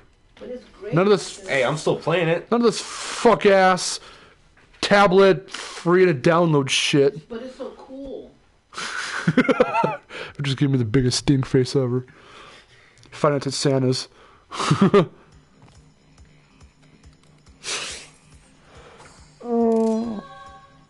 Just by looking at the characters, I've actually, I'm not lying. I'm so not fucking lying. You told me. I've actually had nightmares. And I've never seen, played, or really not much of the games, just from him fucking having posters and shit of the characters. And clothes. Looking all creepy and shit. I was like, what the fuck? God damn it. See, the reason why I do this because I got used to it. Yes, I didn't like it when it first came out because I got scared of being scared. But then after I binge watched the hell out of Markiplier playing it, that's when I got used to the jump scares and stuff. And then as more of the games came out, it started to focus more on the lore of it rather than like the gameplay of it. Because the gameplay is whatever. That's Same. lore. The gameplay's the same. But the interesting part about it was the lore. So he goes, those games aren't scary. That's not the fact that they're scary, it's just the fact that the characters look fucking frightening. Well, that's the purpose. I know. I don't like frightening characters like that. Especially the way they're designed. They look fucking creepy. All good for you. Plus, people have it's like an illogical, not illogical. It's an irrational fear. Actually, this one's kind of more rational. People have fears of animatronics. I don't, but the characters, in particular here, are pretty fucking scary. Yeah, they are. Doesn't mean it was mostly inspired by Chuck. Yes, by Chuck E. Cheese. I know this, Victor. Do you remember going to Chuck E. Cheese and seeing the animatronics and being kind of off-put by I them? I remember only going to Chuck E. Cheese Nope. once. Nope. You've been there several times. I don't remember all the other. Because you were little. I remember once. Aku is freaking out. Aku is glitched, ladies and gentlemen. Roy goes the more than that, Tyro. But wait, let's stop a minute because look at Aku. He's stuck in a down position. Like I said, and Coco's dancing about it. Like I said, this game was left up to algorithms. I heard about 6, and I was like, alright. Hey Mark, I'm gonna be out for a while at 8:30 EST. Gonna be watching Harvey Beaks. Alright, man. So that means he's gonna leave like in another half hour-ish. Yeah, it's a little past 5 now. Because he's not leaving yet, but he's gonna leave soon. Josh goes, you Oh, he went. Did you see that shit? I saw it. Oh, Goku's depressed. Josh. I combined Josh and Aku. I said Jaku. No, Jaku. I don't know if you heard me, but that's what I was about to say. No, Josh goes, you know they're making a Five Nights at Freddy's movie, right? Oh, I know about that. I know about that, but I have not heard jack shit about it after it was announced. Because they haven't said much about it. Yeah, then Roy goes, FNAF 6 came out, yeah. Isn't that... I don't know, I never heard much about that. I don't know. Other than that. So we're gonna try and see if we can beat. We have 4 more minutes. Well, actually, okay, we have 3 more minutes. Actually, myself, I just said it's past 5. Oh no, but I'm also going off of the 3-hour mark on there. Ah. So yeah, we're gonna do a few more levels, and then we won't face the Komodo brothers. We'll just probably get up to Eel Deal or something, maybe. Or maybe we'll stop after this one. I'm not sure. And then we'll go to Xbox One. And then after that, I have to wrap some presents. Damn, it's buffering. I was buffering? Oh shit, sorry bro. Oh no. Oh. Oh no. Eel or no eel. Deal or no deal. I remember Deal or No Deal. That game was fun. I remember watching it. Do you remember the big version that they had at the fucking place? Do you remember? The Shakies? No, it's the one place. John's Incredible. Oh fuck! I was looking at Josh's comment. I know. Josh killed me again. Damn it, Josh. What are you doing for Christmas? Well, I'm gonna stay up after. I'm staying up till 12. Well, yeah, me too. Yeah. We're staying up until actually Christmas, until midnight, and then we're gonna open presents. Then I'm going the fuck to bed, because if I don't, I'm gonna be staying up for a full 24 hours, and I don't want to do that. I want to enjoy my Monday, and then enjoy my Tuesday off. Peak season at work is finally done. Thank the Lord! Because it was a heavy-ass fucking month for peak season. Hello, rip. I'm so glad it's over. Oh, so remember, don't forget the lyrics. Yes, that was a good show. Scooby-Doo investigates FNAF. Oh yeah, since you got an X1, an Xbox One, I definitely recommend you get Sunset Overdrive. Yeah, I do have it. As it turns out, the game that won the poll was Cuphead. But I do have Sunset Overdrive. I've been playing it since we first got it. I played it at Wes's house because when he first got his Xbox One back in 2013, 2014, he got that game. Yeah, it's hella fun. I do like it a lot. What sort of work do you do again?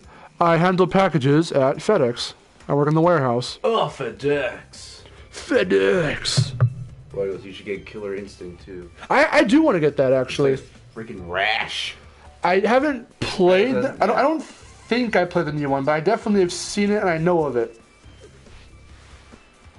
Look, you only get tomorrow off. Then I have to work Monday through Saturday, 3 a.m. to 10. God damn, that sucks. Wow. That's essentially what we were doing for peak season. Monday through Saturday, 3 or 4. One time we woke up at 2:45 or some shit. 1:30, remember?